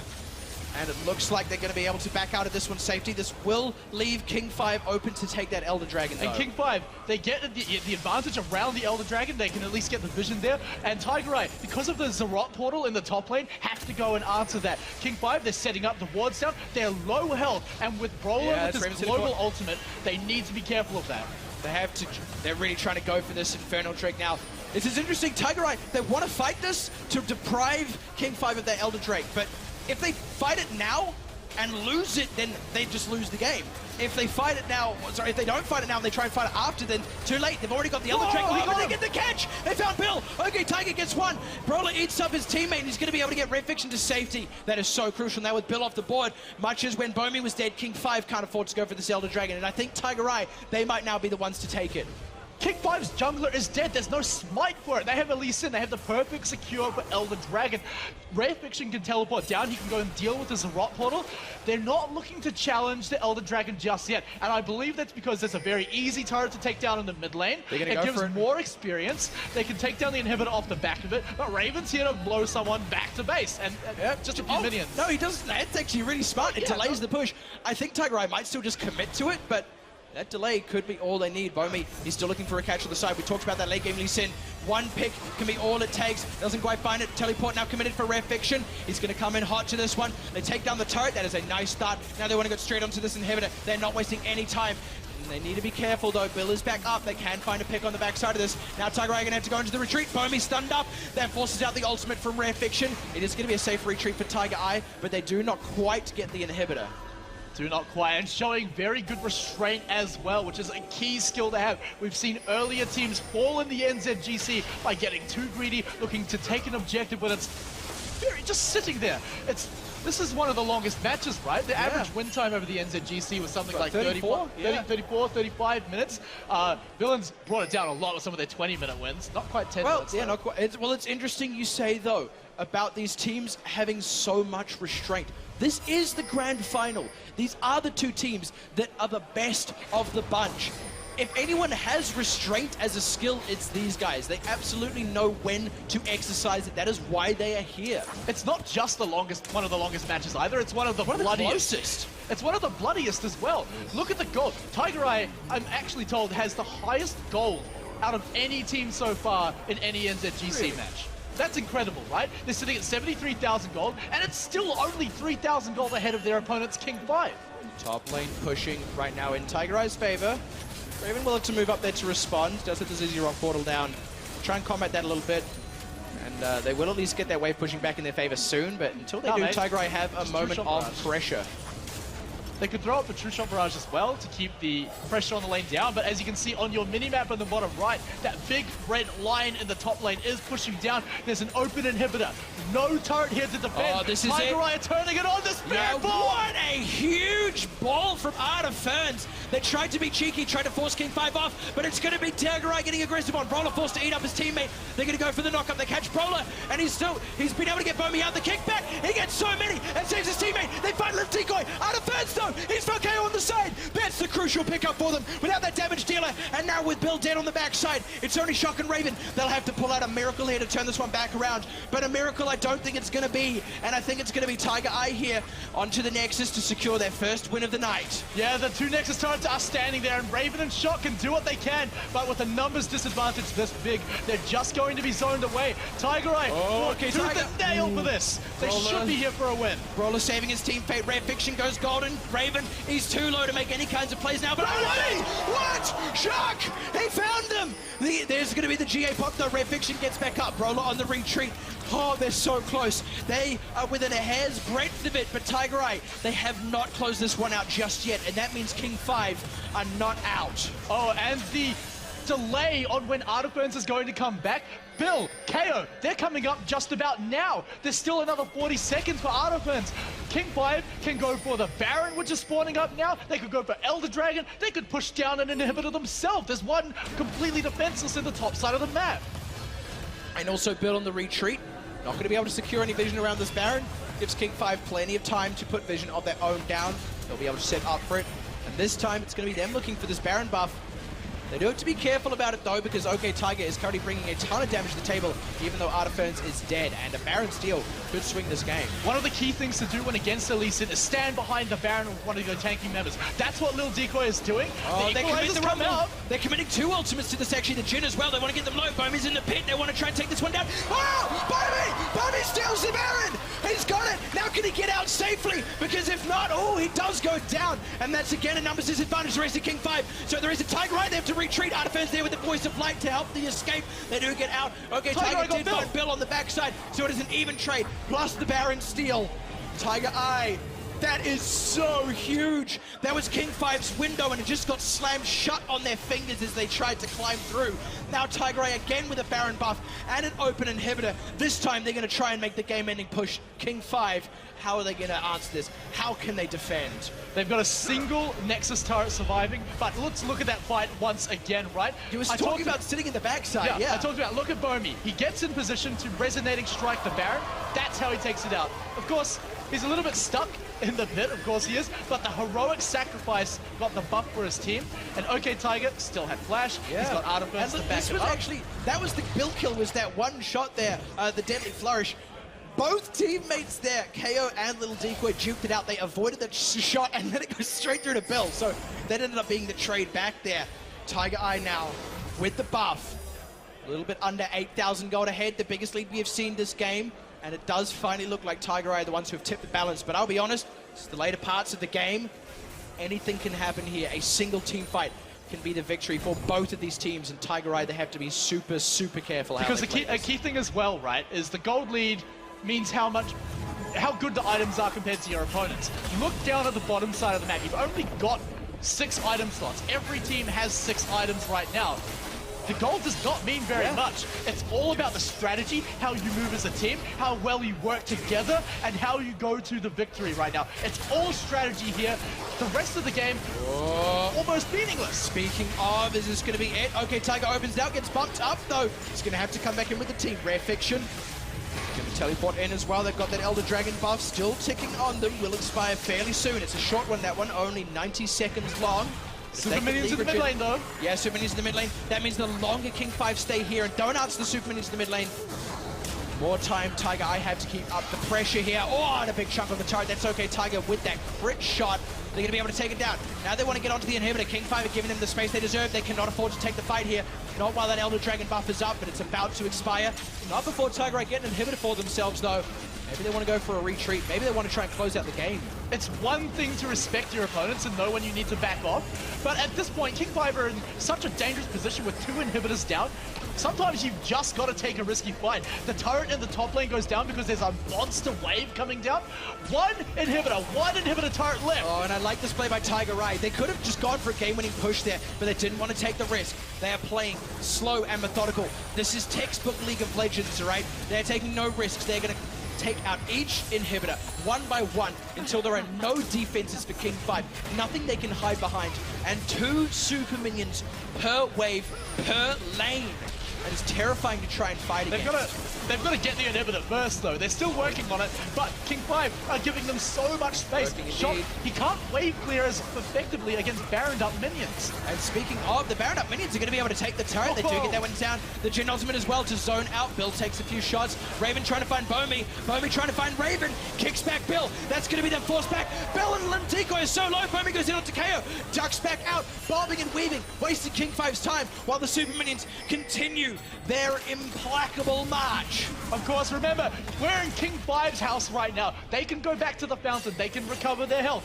Tigereye don't have that luxury. Every bit of health they lose right now is going to be permanent until they go back. Raven looking to find one. Only got the stun, and Roller is going to be able to get out nice and safe. This is where that late game shot calling becomes all important. We know who Tigereye's shot caller is. It is Brawler. He is the alpha and omega. He says go, the team goes. King 5, they share that burden. If they don't have someone making the executive decision, they might find themselves just not quite on the same page here. And take it back to last week as well. Even in the 3rd game against the Villains, where Tigereye were dominating the Villains, I'm not going to put it lightly, they were crushing them. They still found it hard to close the game.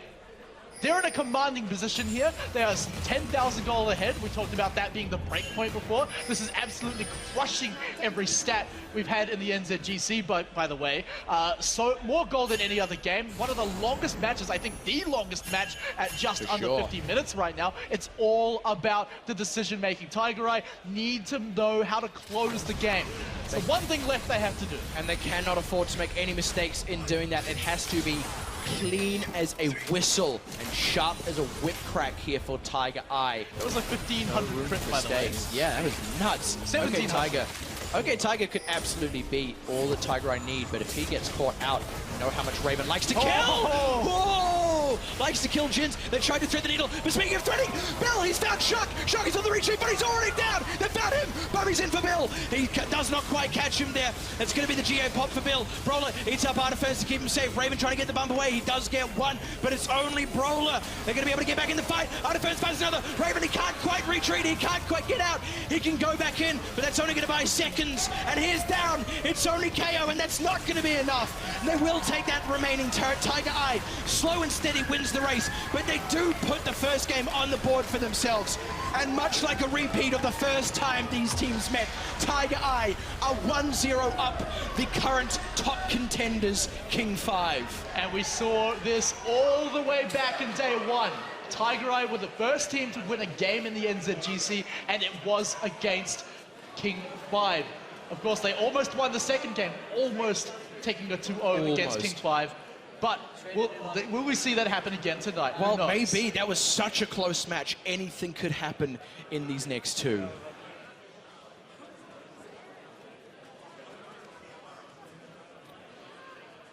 And with that crazy, tense game finally finished up, we've still got possibly 2 more games if it goes the way of King 5 in this next one. But might be Tigereye and it might be the 2-0. In any case, all that and more. But for now, let's hand it over to Dwan.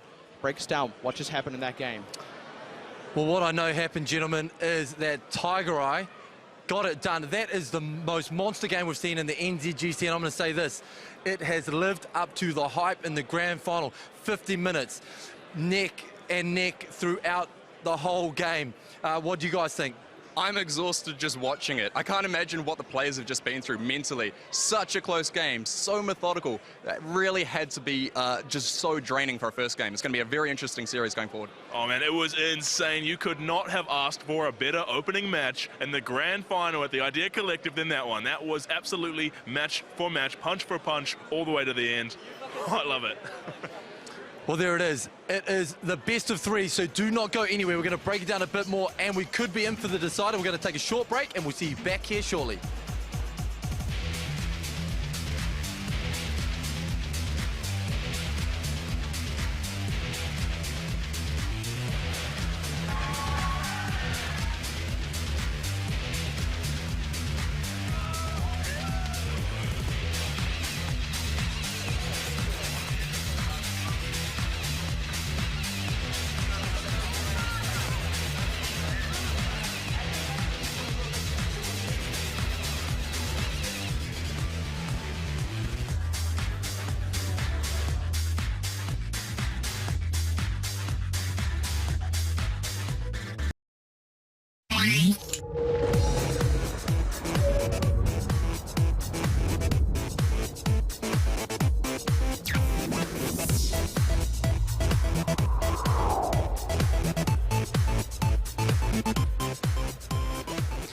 Everything to play for. That is the trophy, and it is game 1 to Tigereye in the best of 3.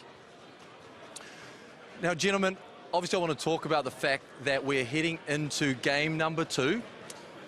What has got to change for King 5? Look, it was close. I'm going to say that, but what does King 5 have to do to get it done? King 5, they can't give Tigereye those same picks. Artifernes was such a massive part of that Tigereye composition. You can't give him Aurelion Sol. You can't give him Yasuo. You've really got to try and get that, get Artifernes down. Try and just play around him, because Shock was doing very well, but unfortunately, he was just too much of a crux of that comp.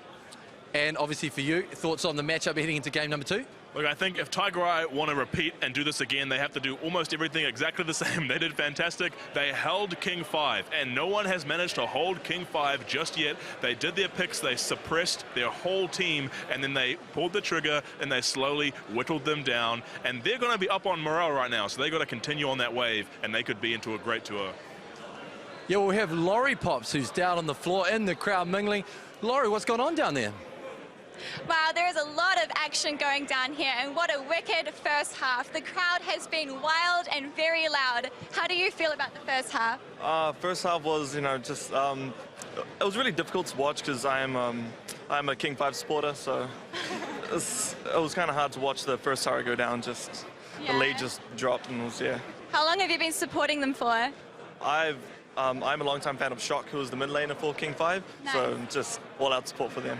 Oh, awesome. Do you think this is a sport? I don't think this is a sport, actually, yeah. Just two teams just playing against each other, yeah. I think that defines what a sport should be. Oh, awesome. Thank you very much. Have a good rest of the night. We're going to make our way down now. We have people of all ages here, and we have a young man here. How are you going? Good. How are you doing? I am very good, thank you. You excited to be here tonight? I am so excited. I've been waiting for this for ages, and I'm new to League of Legends, and I absolutely love it. And you're here with your father? Dad, hello. Hello, how are you? So what is it like having a young son aspiring to play a game like this and having it being broadcast on TV? How do you feel about all of this? I guess the hardest part is he's trying to explain the game to me. I find it very hard to sort of understand, but I'm getting there. I've only watched a couple of games, come to this one. It's exciting, it's good fun. Awesome, I hope you both have a wonderful evening. Thank you for coming along. All right, as you can see, people are really enjoying themselves here. Back up to you guys. Thanks very much there, Laurie, down there with fans new and obviously core fans right there. But look, we're not too far away from the pick and ban. If you have just joined us here, this is the New Zealand Gaming Championships Grand Final. It is Tigereye up against King 5, and Tigereye are up 1-0. If they win it, they take it all. Can King 5 bounce back? I'm going to ask you two quickly before we go to pick and ban. Who are you picking for game number 2, Crunch? I think King 5 are going to sort their pick and ban. I think they're going to come back strong and try and pull the trigger quicker. Tigereye are methodical, so King 5. King 5 for you. What about you, Ark? Look, we said from the very beginning that Tigereye was coming in from this match hot, and they had the experience. And King 5 had been a little bit in the dormant for the last couple of weeks. I think King 5 have warmed up. I think that was a long match to get them into it, and they're going to come in firing. King 5 take it out. All right, I'll go with you guys. I think it's going to go to 3 as well, so do not go anywhere if you're watching this broadcast. But let's get back into the action. Let's pick it up with our casters, Pixie and Smite.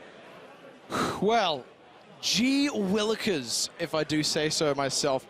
What an intense game one. Certainly a game one deserving of this series, but I think they hit the nail on the head. There's no way King 5 are going to let that happen twice. They're going to come back swinging, and with that, I want to know what they're going to take into this pick ban. And the thing is as well, we saw from the very start of the night, Raven carrying around that little notebook showing how important this phase is. You need to be taking down the information. You need to go from game one, say, all right, this did not work. We need to take it away. And of course, King 5, they did actually lose a ban in that last game. So this time maybe they're going to have a little bit more on the table for themselves to get taken away. Yasuo from Artiferns, Syndra being taken off the board. That to me says Artiferns wants to take Vlad. King 5, I think they need to ban that out. Yeah, Artiferns, he's been a strong Vlad player. He's been a strong everything player. Yeah, it is very hard to ban him out. He's just very good at this game. I feel like Crunch said, target banning him, getting him on something at least a little bit uncomfortable, and then camping the heck out of him. Because don't forget, he played in the Curtain Raiser as well. This is his 3rd game today, and despite winning 2 games in a row and being on a high, he's going to be a little bit weary, right? He's playing in front of a live crowd as well. Got to be tired. Absolutely got to be tired, and maybe this is the game where it gets to him, maybe not. Maybe he is a young man who can go the distance, but in any case, certainly going to be put to the test here. Yasuo and Aurelion Sol both banned out, Syndra as well, but no Vlad ban. They took the Nidalee off the table. Good move by Tigereye, kind of forced King 5 to ban that, lest Bomi pick it up. That means that Artiferns may be able to have that Vlad available. Rare Fiction might want to first pick that for him. Probably want to pick it up actually a little bit later, just to look for counter picks and lanes, right? In game 1, we saw King 5 first pick Ezreal. That's now open. It could be an option for Tiger to pick up. He did very well on Jhin in game 1. That's also an option, and I'm not surprised to see them hovering it right now. They could lock it in and take it away again. It did do very well for them, and it also takes it away from KO because, I mean, not wanting to discredit Tiger, he played a good Jhin that game, but KO plays a great Jhin. You do not want to let him get that. So King 5, they know that's off the board for them now, but they also know that Ezreal isn't going to be picked up. They can maybe put something a little bit more comfortable into the mix for KO here. Let's see what they go ahead and pick. King 5 on the red side, of course, get the last pick, so they should be saving either their mid lane or their top lane for that last slot, so they can go for a counter pick. Hovering Bill on that Rek'Sai once again, just going for, you know, probably a nice top tierish jungler that can do basically everything you need to. We may see something from the bottom lane picked up, maybe one of the supports. We could see Brown picked up to bring it in again. Yeah, I want to touch on something interesting here. So Tigereye, last time they had to ban out the Nidalee. This time they don't. They've actually opted to ban away Trundle from Raven. I mean, it was open last game and he didn't take it, right? So obviously he's not feeling super keen on that one right now. Or maybe it's they've done their research and King 5 bring that out a lot on this red side. In any case, Karma going to be the lock-in and Rek'Sai as well. So two pretty solid power picks from King 5. A lot of mobility. I like the Karma pickup because it essentially allows you to pick up a second champion than the Ezreal or the Ashe or even the Sivir, just because the enemy has already picked up Jhin for Tigereye, right? That means you want to pair something good with the Karma, like an Ezreal, like a Sivir. You don't have to worry about that being taken away from you. You've got essentially a free slot that you don't have to worry about. And now hovering over the Lee Sin again. Bomi was, I don't want to say lackluster, but he wasn't stand out, but he wasn't terrible. It was a decent Lee Sin performance. That's what I'll say about that. But all he needs is another decent performance. And actually, Tigereye, so far they're drafting a very if it ain't broke, don't fix it kind of team comp. They won't be able to pick up the Aurelion Sol, though, so they will need to switch it up with Artiferns. And here's the other thing open for KO. Like I said, they don't have to put him on the Ezreal because they don't need to pick it away. Lucian could be a great option for him. It is one of his favorite champions. Yeah, they've been playing it all the way back since 2013 at the Otago University Championship, but also pairing it up with the Karma brings a lot of wave clear, and you said it before, a lot of mobility. This will be a hard team to catch if this Lucian does get locked in.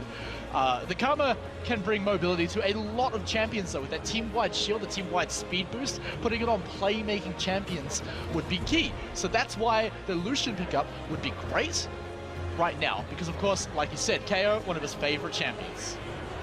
And one of the things that I really like about it as well is he spikes so hard in the mid-game. Tigereye, if they're going to go for the same thing as they had last time, right? They had the great playmaking potential early on out of Bomi. They had a little bit to tide them through the mid-game, but really that was arguably their weakest point because they had the late-game power that came out of the Jhin and the Aurelion Sol. Which means King 5, I feel like they're expecting Tigereye to take a similar comp with a mid-game lull. That's exactly where Lucian is at his best. They want to try and abuse Tigereye at their weakest moment, and I think it's a really smart draft from King 5 so far. Now, Tigereye have to pick up something that is strong, a blind pick into the top lane, because King 5 still have that open. A champion that was in last game is Rumble. Rumble is a great champion that goes well into many blind picks. A lot of melee champions will be bullied straight out. Look at the pressure. But Raven is happy to take Poppy into that, but he can't take Poppy, of course, if Poppy's already picked. Yeah, he tends to like his Poppy, but looks like it's going to be a Vlad Hover, and I'm assuming a lock-in for Artiferns. And yeah, Poppy taken away from Raven, but like we said, King 5, they're holding onto that top for that last pick because they want to get a counter pick, so now I feel like the Poppy can just be counter picked instead. And maybe it's going to be King 5 picking up the Rumble here as a counter to that melee Poppy. Haven't seen Raven play a ton of Rumble, not in the NZGC in any case. Trundle's taken... available. Sorry? Nara's available. Nara is available. Yeah, for the range. Can bully out the melee ranged Poppy, one of the best things about Nara. The key thing as well is it brings great teleport play. If he picks it up, a great team fighting champion in Nara, it would play into a lot of Raven's strengths. But then again, he could just troll us all and pick Fiora. He could do a lot of things. Raven, fantastically strong player, very versatile player. I almost wouldn't be surprised to see a Fiora just because he really favors those split pushes like we were saying before. But this time he'll have to be doing it in a way that answers the split push coming out of Rare Fiction, who will have that Poppy. 10 seconds remaining. Taking all the time to find out. You can see on their screens, well, I bet he's flipping through his notebook. What do I take it? Really? No way! It's Fiora in the top lane. Boy! Jesus, the grand duelist. This is a treat. Raven's Fiora is phenomenal, and he is a super strong playmaker. We talked about KO being great on Lucian, having a fantastic power spike on that champion. Fiora has exactly the same kind of thing, only this is in the hands of Raven, one of the best players in the country. Absolutely crazy. We talk about it a lot in Game 1 about hyper carries. If there is the definition of a hyper carry, Fiora is that champion. So strong in the late game, but if she steps out of position for even a second, will get absolutely blown up. And this is a very squishy team. They're really relying on the tankiness, the beefiness out of the Vel'Koz. Aside from him, they don't have of the Vel'Koz, of the Rek'Sai. They all have a hyphen anyway.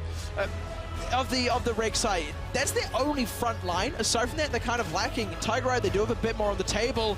Speaking of on the table, see on your screens, the trophy. That's Bill. That's not a trophy. Bill. Well, Bill could be the prize. In any case, there is a real prize on the line. definitely need to win there. There is a real prize on the line, and this is Tigereye's chance to take it.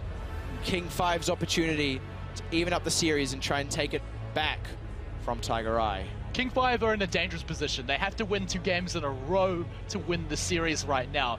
You can see the looks on their face. They're looking a little bit... Yeah. Usually when I see King 5, they've all got big smiles on their face. They're taking this very seriously. They're taking it seriously. I wouldn't say they look worried, they look focused. They look absolutely focused. And that is exactly what we expected to see out of King 5. They will not let that happen to them twice. And as we hit the rift for game 2,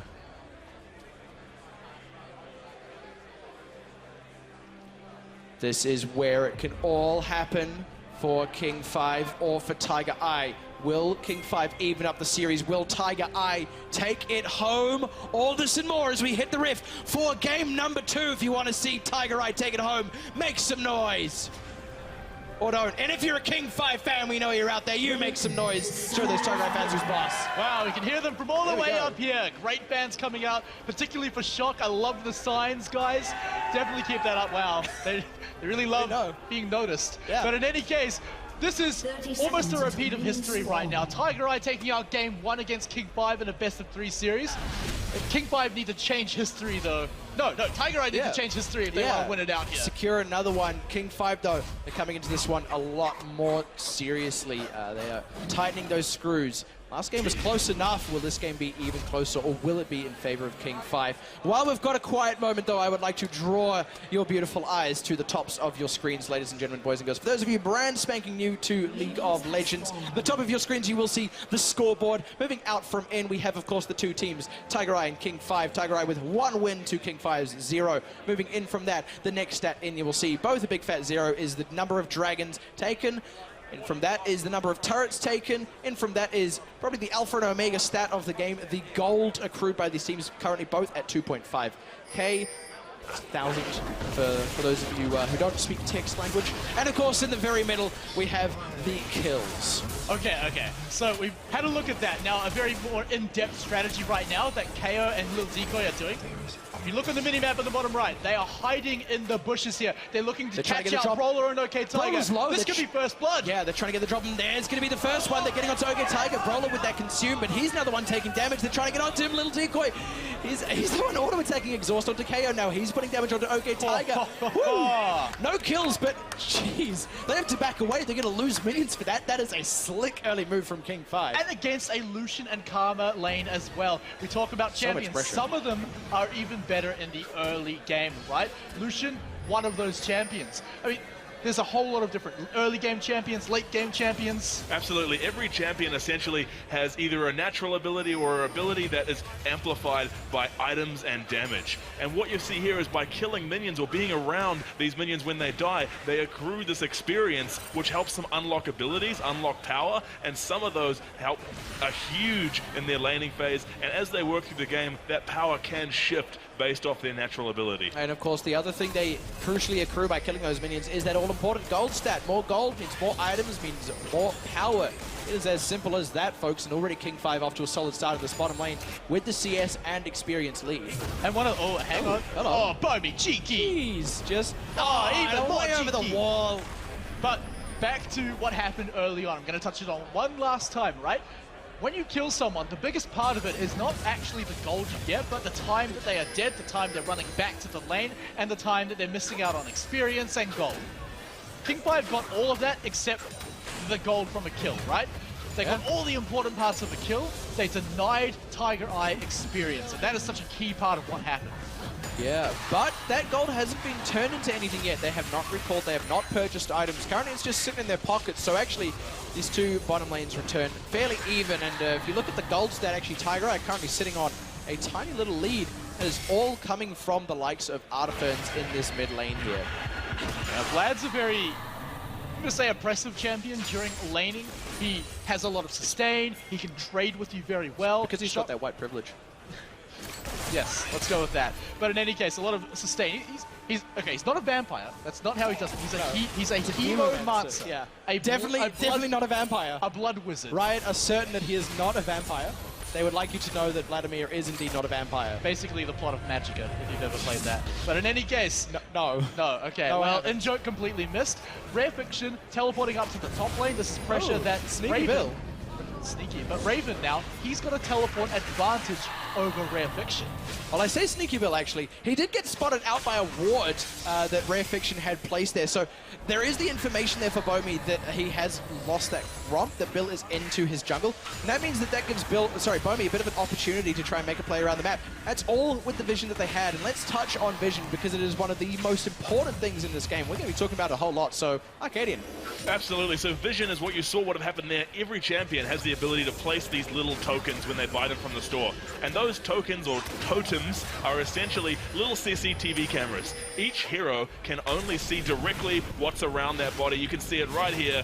Bill got spotted out by the CCTV, and that gives Rare Fiction the opportunity to react to that decision. If he didn't have that there, he would have no idea that he was coming up. We get a very privileged view of the screen right here as a spectator. We see everything. We are Big Brother. But usually, champions only see directly around themselves, and totems are the only way that they can help themselves see different parts of the map. Speaking of, Bill able to get into this one blind. Artiferns did not spot him coming, but he will get out. Yes. Oh, no, he won't! Flash knock-up from Bill. The healer's there from Artiferns, and actually, despite the flash knock-up, nothing found. Bomi coming in just to answer, put some damage back. Artiferns is going to be able to heal back up before long. This is the strategy that Crunch was talking about before the game. Target Artiferns. They banned 2 champions away from him. They're putting jungler attention onto him. They're making sure he can't get the lead that he got in game 1. And remember, we were saying it before. He's still getting it though. He's tired, but he's still ahead. He's still got more CS than Shop. He's still survived ganks in the mid lane and keeping all of his summoner spells. Yeah, he's got on a comfortable champion with a CS lead. I even said right back in Champions League, I think King 5 need to ban the Vlad as well. They did it. He picked it. Shock horror. And now already he's off to a solid start on this champion. It only gets scarier from here for Vlad as well. He only gets bigger and harder to kill. If King 5 don't shut him down soon, they're going to find themselves in a whole world of trouble. A place to shut him down, though, is in that mid-game. Bomi being a bit sneaky, we'll get to that in a second. But in the mid-game, right, they've got Lucian and Victor, both champions that can bring a lot of power to team fights at early objectives, like dragons or like towers and tower dives.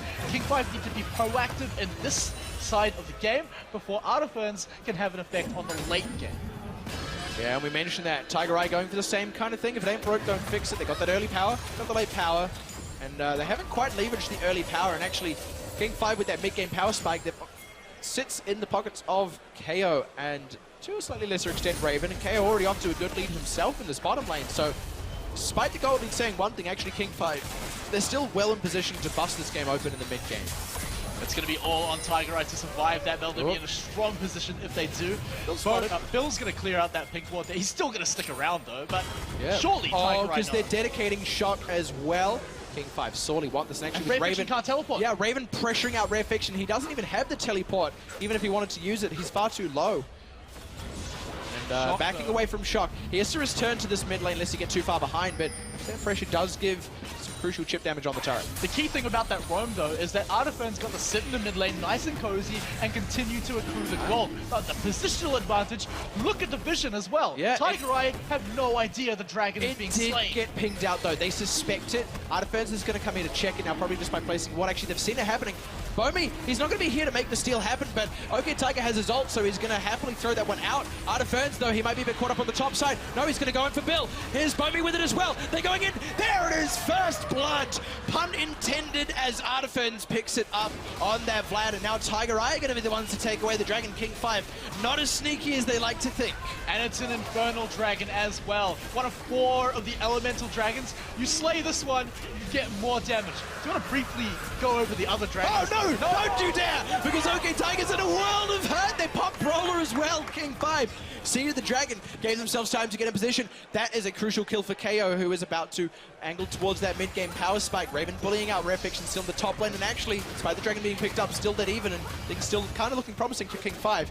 Now, Arcadian, now you can talk about dragons. Well, I think we saw a perfect demonstration of what Dragon can do and how good or bad it can be for your team. The Dragons have 4 different types or elements, and each of those elements give you different abilities. What the Infernal or the Fire Dragon have done for Tigereye is given them a bit of burn to their punch. It means after they've attacked the enemies, they're going to have a little bit of extra damage, which can be very important like we saw last game. Now, the downside to getting these dragons is that if you get them, they can be pretty risky and they can put you in a bad position. So you have to pick your opportunities or your moments very carefully when talking about objectives. So, you do. I want to talk about what's happening up in this top lane, right? We've kind of ignored it a little bit, but, well, Raven, he's smashing it. He's CS ahead on Fiora, of all champions, someone who does usually struggle a little bit in the early game, but he's smashing it. And if he can get to the late game stage, we talk about how scary Artiferns is going to be. Raven is going to be even more scary, but what's happening here? Hold up, Bill's setting up for this one, and it's not envisioned. Rare Fiction caught under this turret a little bit. He's going to try and stop the dash. Pops Bill against the wall with the stun. There's the knock-up though. Bill, he's taking up the turret, forced to flash out. Raven flashes forward, looking for Rare Fiction. He's going to be able to get that one. And a nice pickup. Good gank there, securing the kill, giving that one over to Raven. But what's happening on the other side of the map? Jungler shows their base on the top lane. Tigereye needs to show something on the other side of the map, but you can see Bomi, Bomi is just roaming around his own side of the map. Yeah, he's not quite found anything. Not gaining anything. I think he was trying to respond to that top lane, was maybe expecting Bill to get up there, but that means that this doesn't go answered, or in fact goes unanswered here by Tigereye, and really is because King5 with the pressure KO and a little decoy putting in the bottom lane, they're not really leaving Tigereye opportunities to make moves elsewhere, and again with this oppressive mid lane as well, it's not like the Vlad is really going to take the turret in any kind of hurry. Victor's got the wave clear, and Bomi couldn't really find anything. Now we can see Raven, he's actually walking back to lane rather than using that teleport, because he's got the lane pushed up against Rare Fiction. He can use the luxury of walking back without losing very much CS or experience, which means he can hold on to teleport and join his allies in a fight on the other side of the map when Rare Fiction cannot. Now Rare Fiction's teleport's going to be up soon, so that window's going away, but traditionally Raven's been able to pressure out the teleport way more than Rare Fiction has. Generally speaking, he has. Just want to speak to this great vision control, by the way, around the bottom side of the map. Fantastic wards down for Tigereye. Giving them all the information they need about King5. King5, though, starting to move towards a pretty scary time of the game if you are Tigereye. King5 ever approaching that spike, and they've got the kills on the right people for it. This is the moment for King5 to make their move, though, and you can see them moving around the bottom side of the map. But Tigereye have brought Bomi down. It's almost a gentleman's agreement saying, look, we're not fighting, we just want to continue laning. Speaking of, Raven, he's having a whale of a time in this lane, keeping the pressure on, even the CS advantage in his pocket, setting up Shock this time for the roam. Bomi is on his way, but already, I don't know if this is just spotted out, but in any case, Rare Fiction's going to respect it. This looks like it's going to be a dead turret. King5 just one step ahead. Oh, nice block there by Raven. He does not quite finish off the turret, but he does force out the ultimate. But this buys time for Bomi to come up. Oh, Rare Fiction! He gets ulted by the Victor underneath the turret. Shock trying to find that one there. Doesn't though. Bomi comes in for the answer. The turret will live for now. This does actually give Tigereye a moment to make something happen. But this is also key, because the first turret to go down gives the other team a huge boost in gold, similar to the first Blood. And towers, breaking the enemy base, that's what the game is all about in the end. So it's actually really crucial that Tigereye hold on to that, especially not giving that bonus gold to Raven, who is in the area.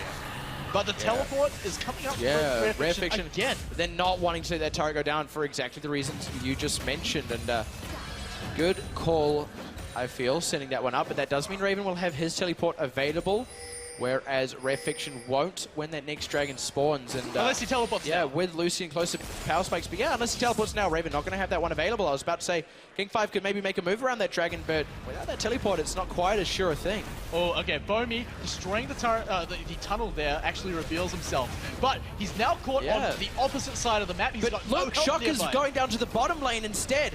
Bill and Bomi, they're just going to go toe-to-toe here, and Bomi, he actually does more. Bill trying to escape under the turret. Our defense isn't quite able to come in for the collapse, but now Shock has to find something in the bottom lane. Bill escapes, and you're right, Shock has to find something in the bottom lane, but in any case, it's just a trade, because Bomi showed his attention on the other side of the map, so even though they don't get the turret, it's not a net loss at all. So Raven's starting to get a little bit bullied up here, and he's trying to go deep onto Rare Fiction. Raven's already taken big damage for this, though. He's trying to pop the No, he's not even using the ultimate. Now Raven's just caught in trouble. Oh, the push away. Actually, Rarefiction kind of pushed Raven to safety.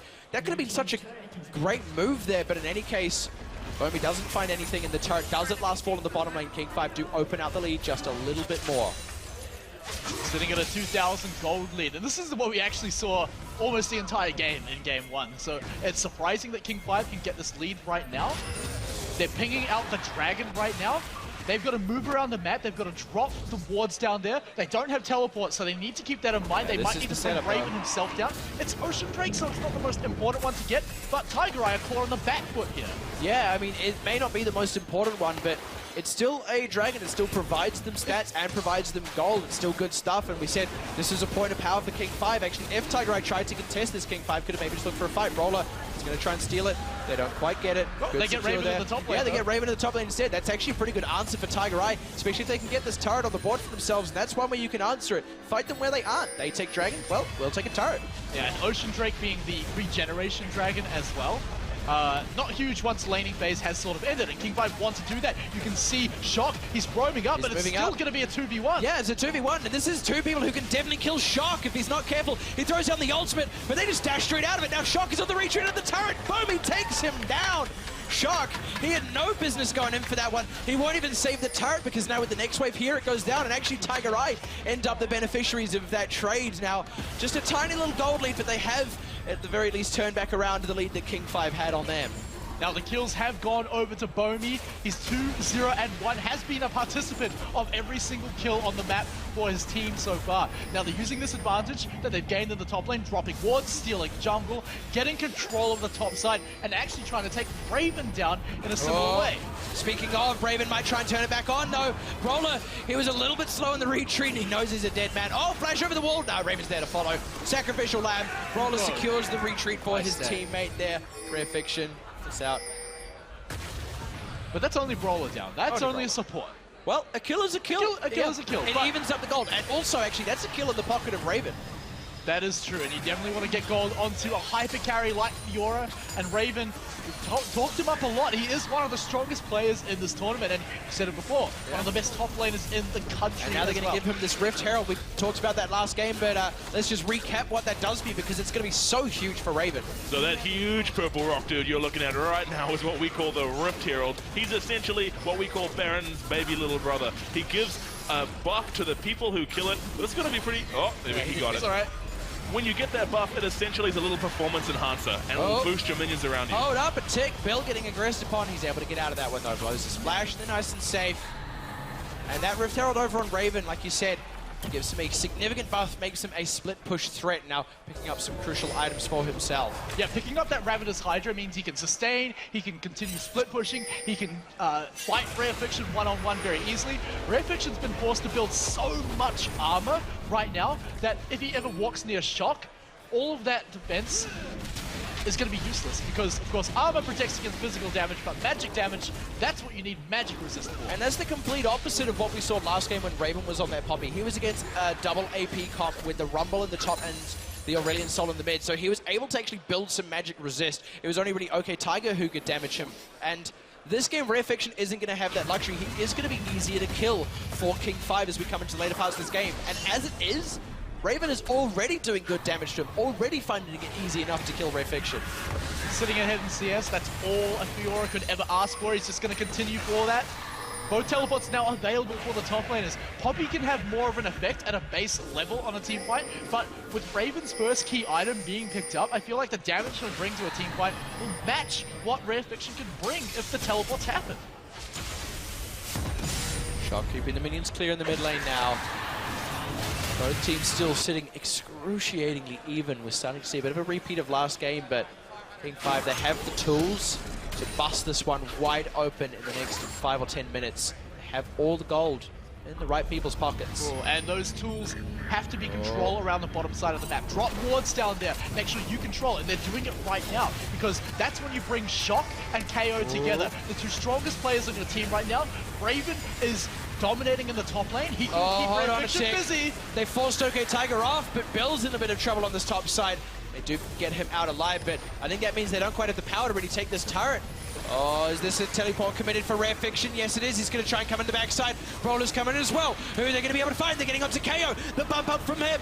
Now they're going to be able to catch onto him. He's on the retreat. Shock trying to do what he can. Rare Fiction low. He can't go in any further. Gets sucked into the gravity well. Brawler eats him up, and it is enough as Bill drops down on the side. Rare Fiction barely getting out with his life, and Tigereye do take that one away. But it's only one kill. Raven in the top lane, he's smashing down the turret. He has the Rift Herald buff as well. Look at it, it's going down. He's going to need another wave to keep going, but at the same time, he got a lot of work done, got a lot of CS. That's incredible. But Tigereye will get a turret for sure in this bottom lane. That's crucial for them. It evens up the gold once again. Again, wow, these teams so tight.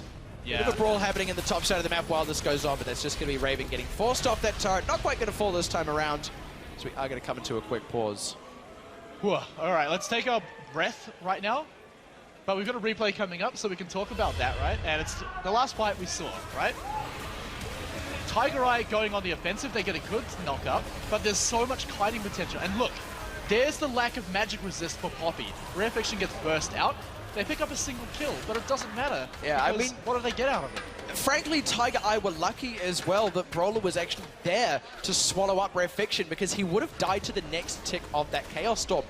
I mean, you say, what do they get from it? They did actually get the turret. Raven did do work that can fall in Kings 5's favor later on, but it's exactly that. It's going to be later on. Tigereye did even up the gold for now. Yeah, well, I mean, we are getting to a pause. And, you know, it also gives the teams a bit of a breath as well, because especially Artiferns, right? He's been playing 3 games in a row. I mean, 2 of them are wins, of course. It's actually pretty tenacious as well, playing in front of a crowd. It's just a completely different environment entirely. And speaking to Artiferns as well, we said he was potentially the most fatigued by this so far. He has already played 1 match today. Before this whole best of 3 even kicked off, if anyone is feeling the pressure, it's him, but he is looking so cool and calm under pressure, establishing himself as a superstar of the New Zealand League of Legends scene, to be sure. And so far, this Vlad is looking super solid. It is exactly what Tigereye are going to need for the later parts of this game. Yeah, the Vlad definitely going to be a key component of Tigereye's late game team fighting composition. They've got Brawler as well to use that Tahm Kench to cut off the retreat for King 5. We saw that happen in the fight on the bottom lane. They did pull it off well. They only got 1 kill and then a tower, but they need to pull it off better. But that said, they are still smashing down King 5's win condition, which is that Lucian and Victor power spike. Yeah, they're actually not letting King 5 leverage that, at least not yet. And King 5 certainly could be feeling the frustration that they did not want this game being this even at this point. Like we said, they didn't want the same thing to happen to them twice, and right now they're a little bit on track for that. They need to find the window to bust this game wide open, and they can't get too impatient as well. If it doesn't happen, they need to feel confident in taking out in a tight late game and not losing that one to Tigereye like they did last time around. The pressure is on in front of this live audience. One difference though is that Raven is on a monster of a split pushing champion on that Fiora, and in game 1, even when Tigereye got a massive lead, they found it difficult to close out the game. Speaking of, back into this game here. Yeah, we are back in, by the way. We're back in, as you can tell. But the split pushing power, back to my point, is that could put pressure on Tigereye when they're struggling to close out a game. Raven will be maybe the key for King 5 to stay in the game long enough to bring it back in their favor. And while we're on the topic of split pushing, I just want to point out, for those of you at home who may not be familiar, split pushing is essentially the act of splitting your forces across the map. As you can see down in the bottom right corner, that is your mini-map. The little white box is what you're seeing on the screen.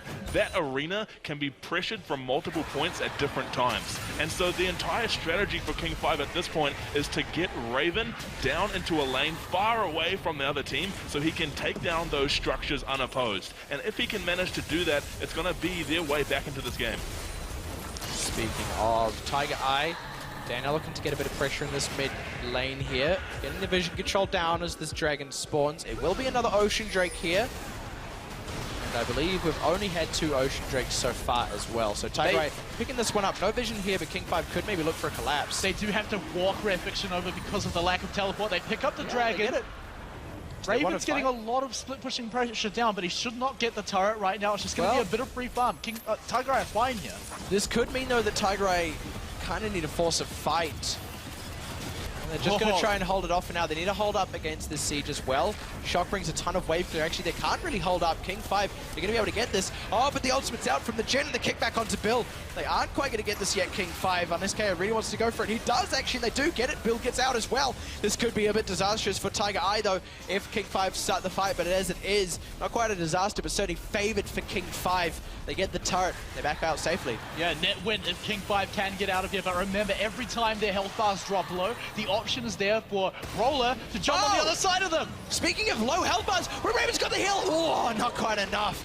Bomi closes that one out. Nice move by him. And actually, Tiger, they do answer one back on the board. They went, well, we're not getting anything out of this mid lane. Bill's escaped. I'm going to head straight top and punish Raven for sticking in that lane just a bit too long. And sticking in that lane with a severe lack of vision as well. That is one thing you need to stay on top of when you are split pushing, right? And we've also got to remember, how did Tigereye come back and win this, right? They've got Bomi on that Lee Sin. He's got 3 kills right now. All the gold is being funneled into him. That's great for this stage of the game.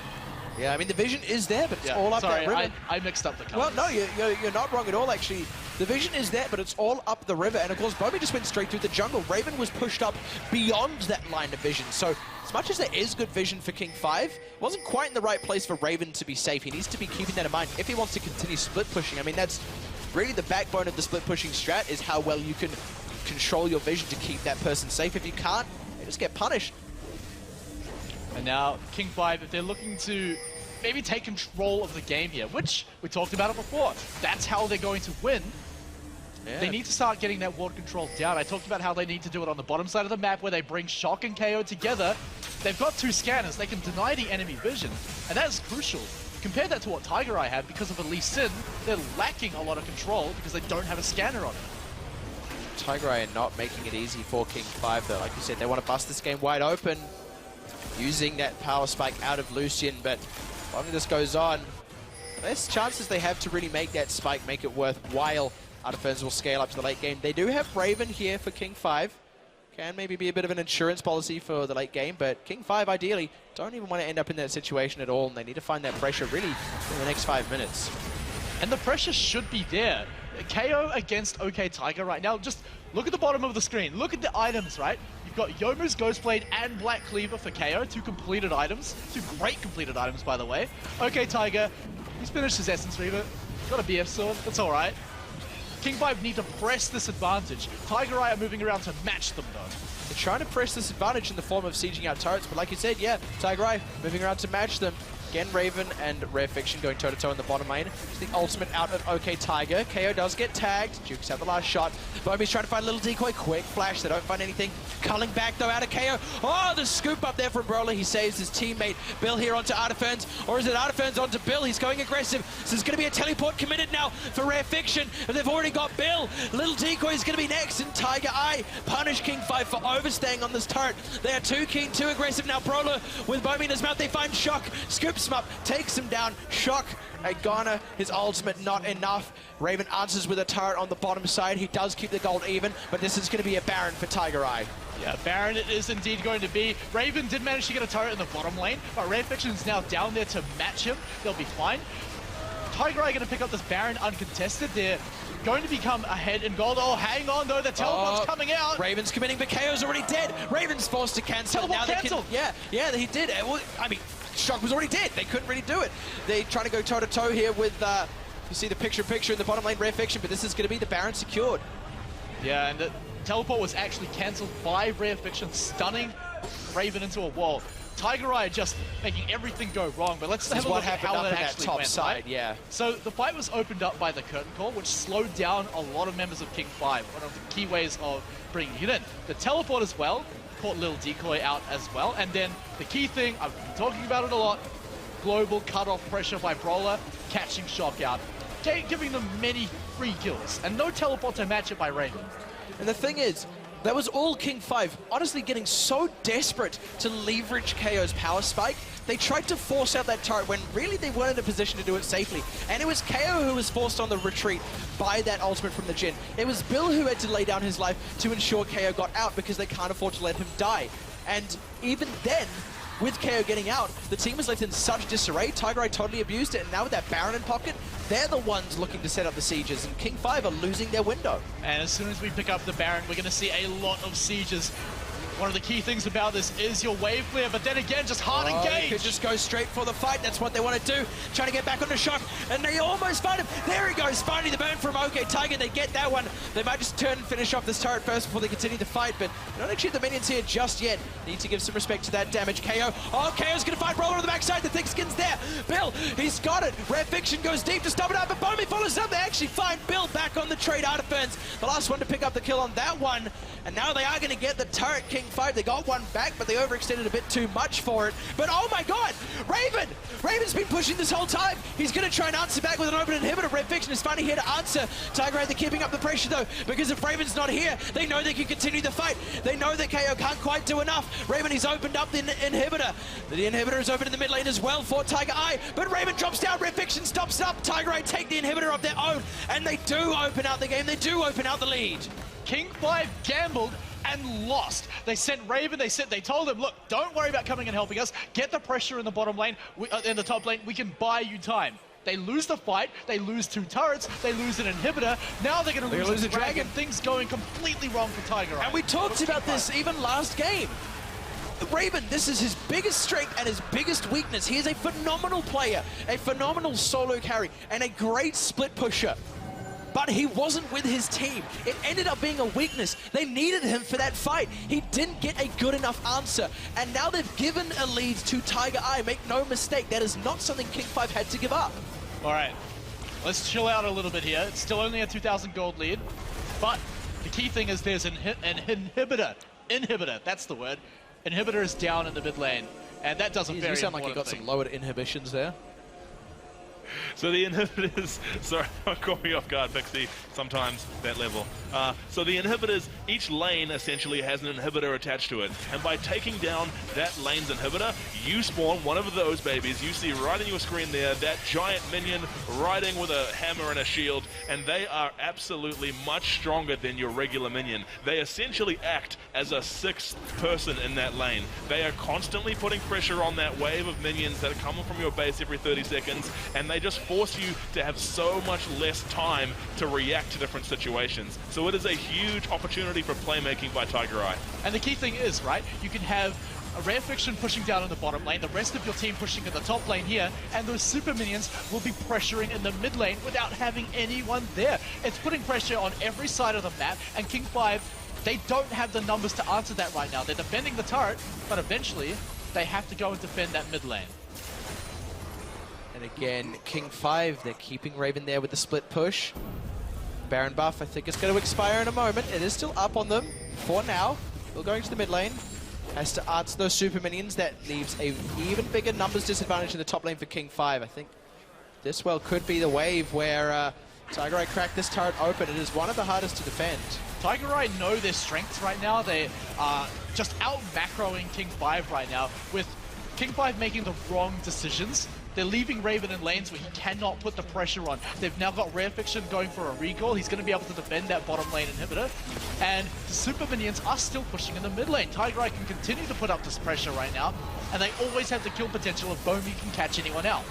You're right, they need Raven for these fights. They need him to assassinate OK Tiger. They need someone with the sustained damage to deal with Artiferns. And without Raven in these fights, they just don't quite have that. They didn't get KO big enough at the right time of the game. He is still a force to be reckoned with, make no mistake, but he is not the right kind of force that King 5 needs to pull off what they're trying to do here.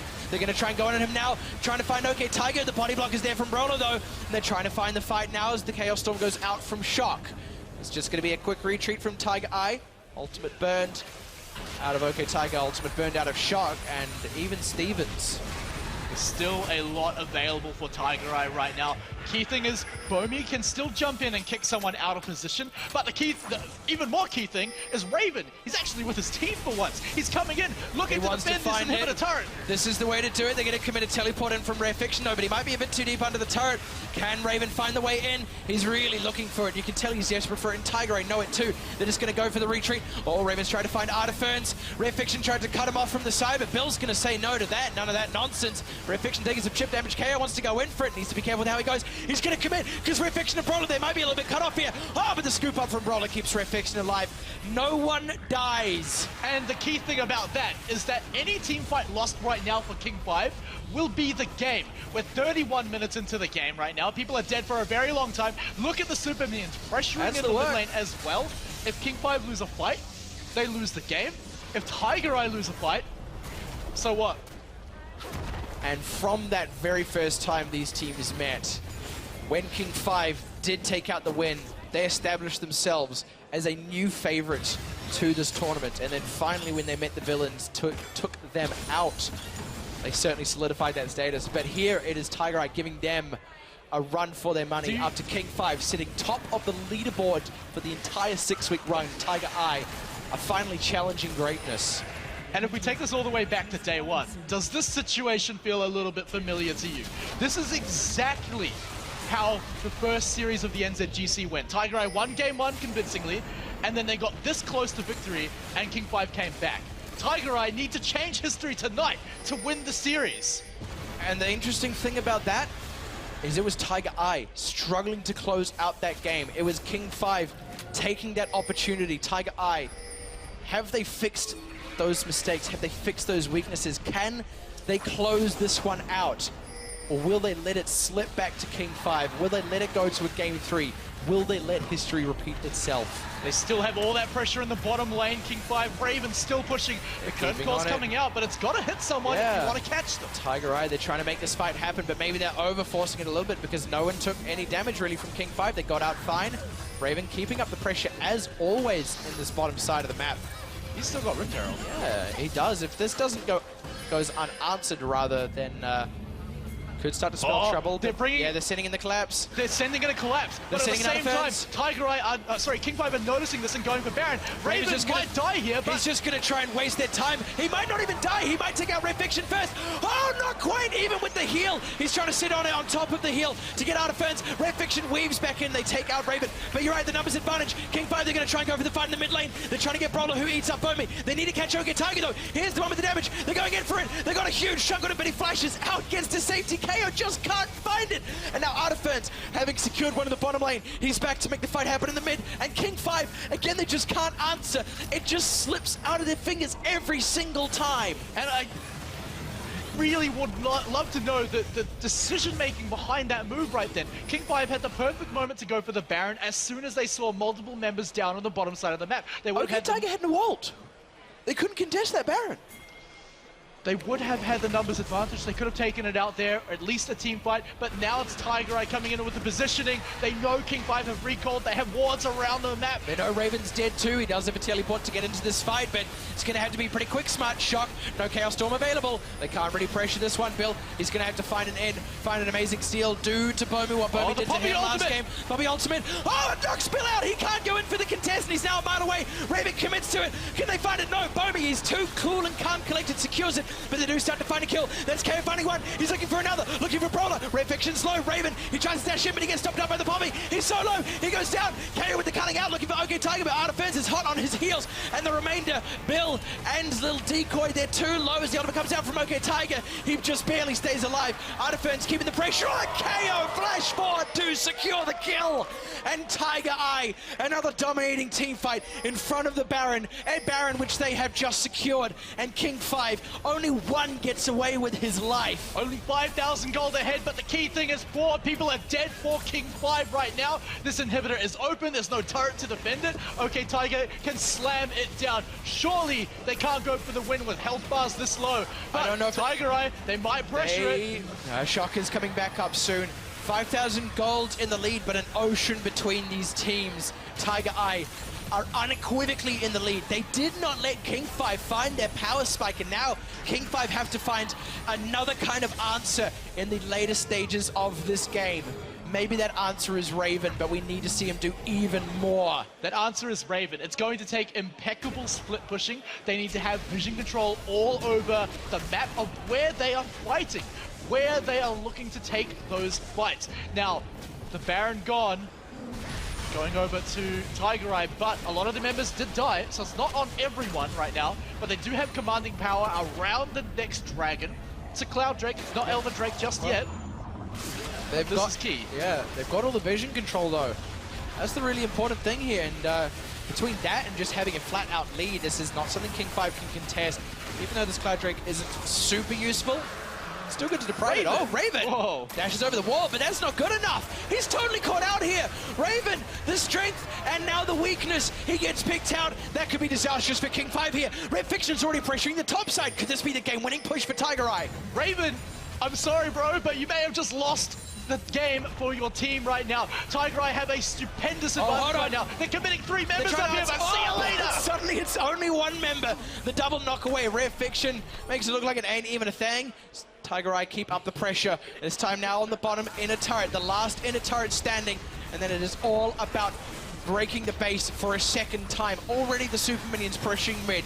Can they make it happen in the bot lane too? They don't have the curtain call to force out a tower dive, so they're going to have to do it the old-fashioned way, set up camp and try and chip the turret away. But they still have Rare Fiction in the top lane. Someone has to answer him. Speaking of chip the turret away, I mean, that's exactly what Shock kind of wants, because he feels like he can out wave clear unless he goes down to Artifact. Is it going to happen? He's so low, he gets it. Oh, the end of the ult. And now Tigereye again in a dominant position. Raven, he's only just respawned, and Shock is dead. Second inhibitor goes down. Is this going to be it? The Super Minions are there and the Baron is still on. There's so many members of King 5, but they're completely impotent as the base begins to fall before them. Can they do this? Tigereye looking to change history. King 5 have to fight now or they lose. But they can't. The ultimate out from OK Tiger. They tried to go deep on him. Raven, he did find that, but that's only 1 now. Raven's going to be the one to go down. It's already 1 Nexus turret gone. The second one, not long for this world. And the next is sure to follow. KO chunked out, forced on the retreat. Our defense still not dead, still fighting away as the Nexus is exposed. But they can't quite close it out, at least not yet. Red Fiction is low. They're trying to get back in. Shock's coming goes back. down. Shock, he's going to be back alive. KO, he's still here. He's still fighting. Here's the culling out. He can't find Red Fiction. Out of Burns finds him. The superstar of this team and possibly of this tournament. Shock is back though. Can he save it? Can he save it for these few seconds? Or will it be Bill going down? It is. And now Shock is the only one left. Out of Burns, he's onto the Nexus. It's down to the wire, but Shock just doesn't have the damage. And Tigereye are your new champions.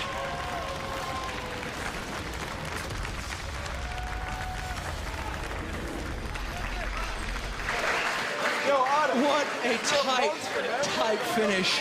A close first game. A close second game. And Tigereye, they proved something here today.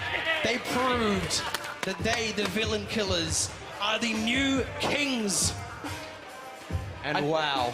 I feel like Tigereye jumped in a time machine, went back to day 1 of the NZGC and said, this is not how it turns out. We get the 2-0, we take down King 5, and we are the best team in the NZGC. History does not repeat, and instead, history is made. Tigereye, you see them on your screens. They are now the best team in the country. They have proved it time and time again, game after game, series after series, and now in a nail-biter of a grand final, they have toppled King 5.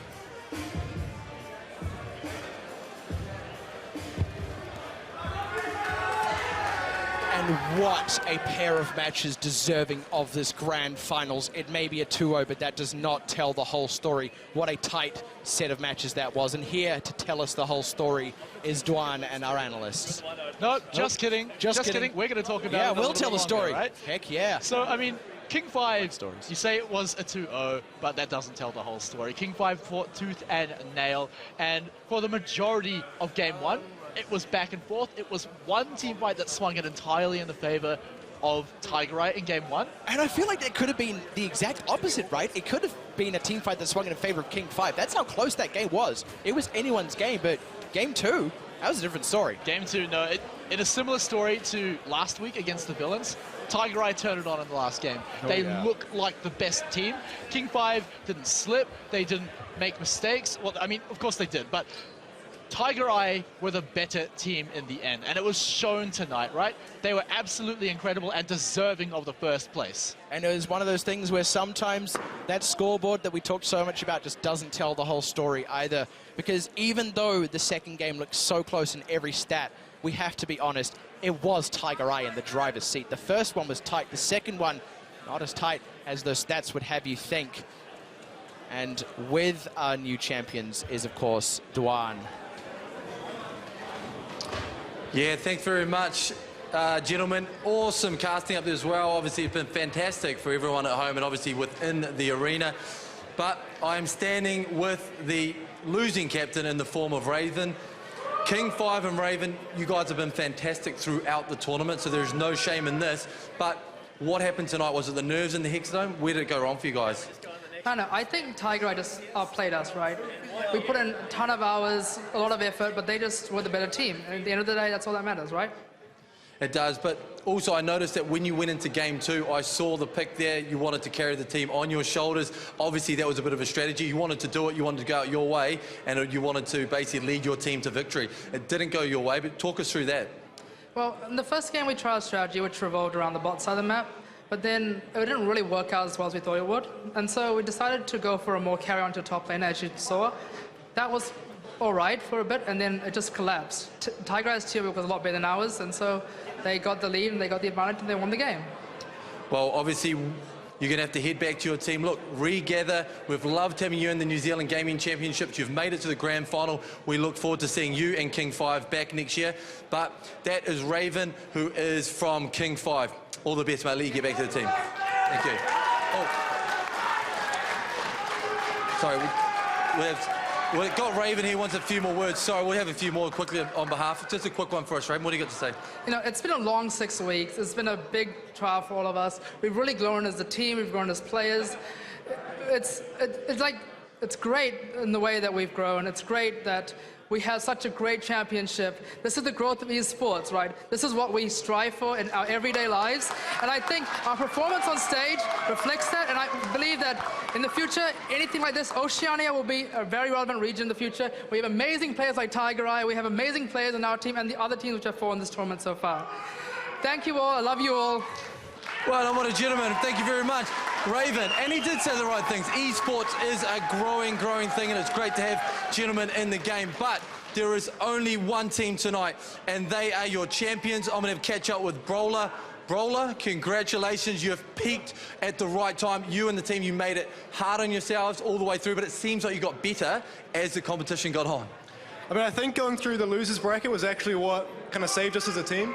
Because having that, so many more best of threes and so many more games to play has actually improved us so much throughout the past month or so. It was an absolute monster first game. It seemed to take it out of King 5. You guys just seemed to get better as you headed into game number 2.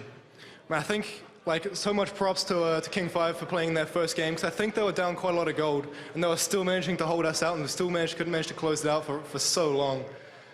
I don't really know how they stayed in it for so long. It was, yeah, respect to them for that. Respect to them, respect to you guys too. But I'm going to welcome up Daniel Wrightson, who is the president of the New Zealand Gaming Championships. You must be absolutely thrilled. We saw 2 epic games. The tournament over 6 weeks has been fantastic. What are your thoughts on the tournament and also the grand final? Duan, we've all watched so many games together, and I tell you what, the quality of the grand final last year in December, amazing.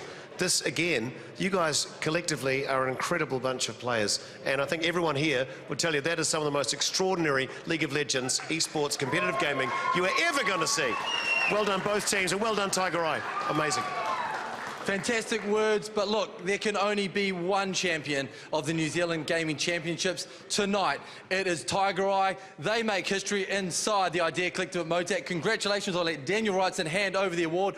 Brawler and Team Tigereye are your champions.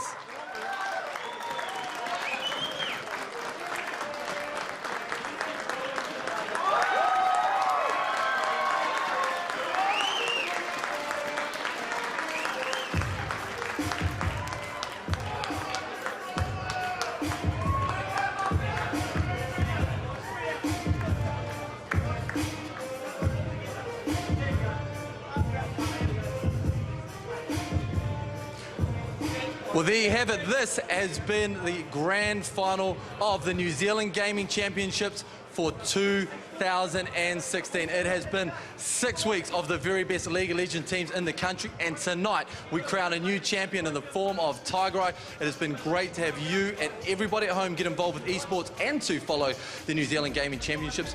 We are going to sign off. Thank you very much, but we're going to be back on Sky with plenty more esports, and we look forward to you joining us right here.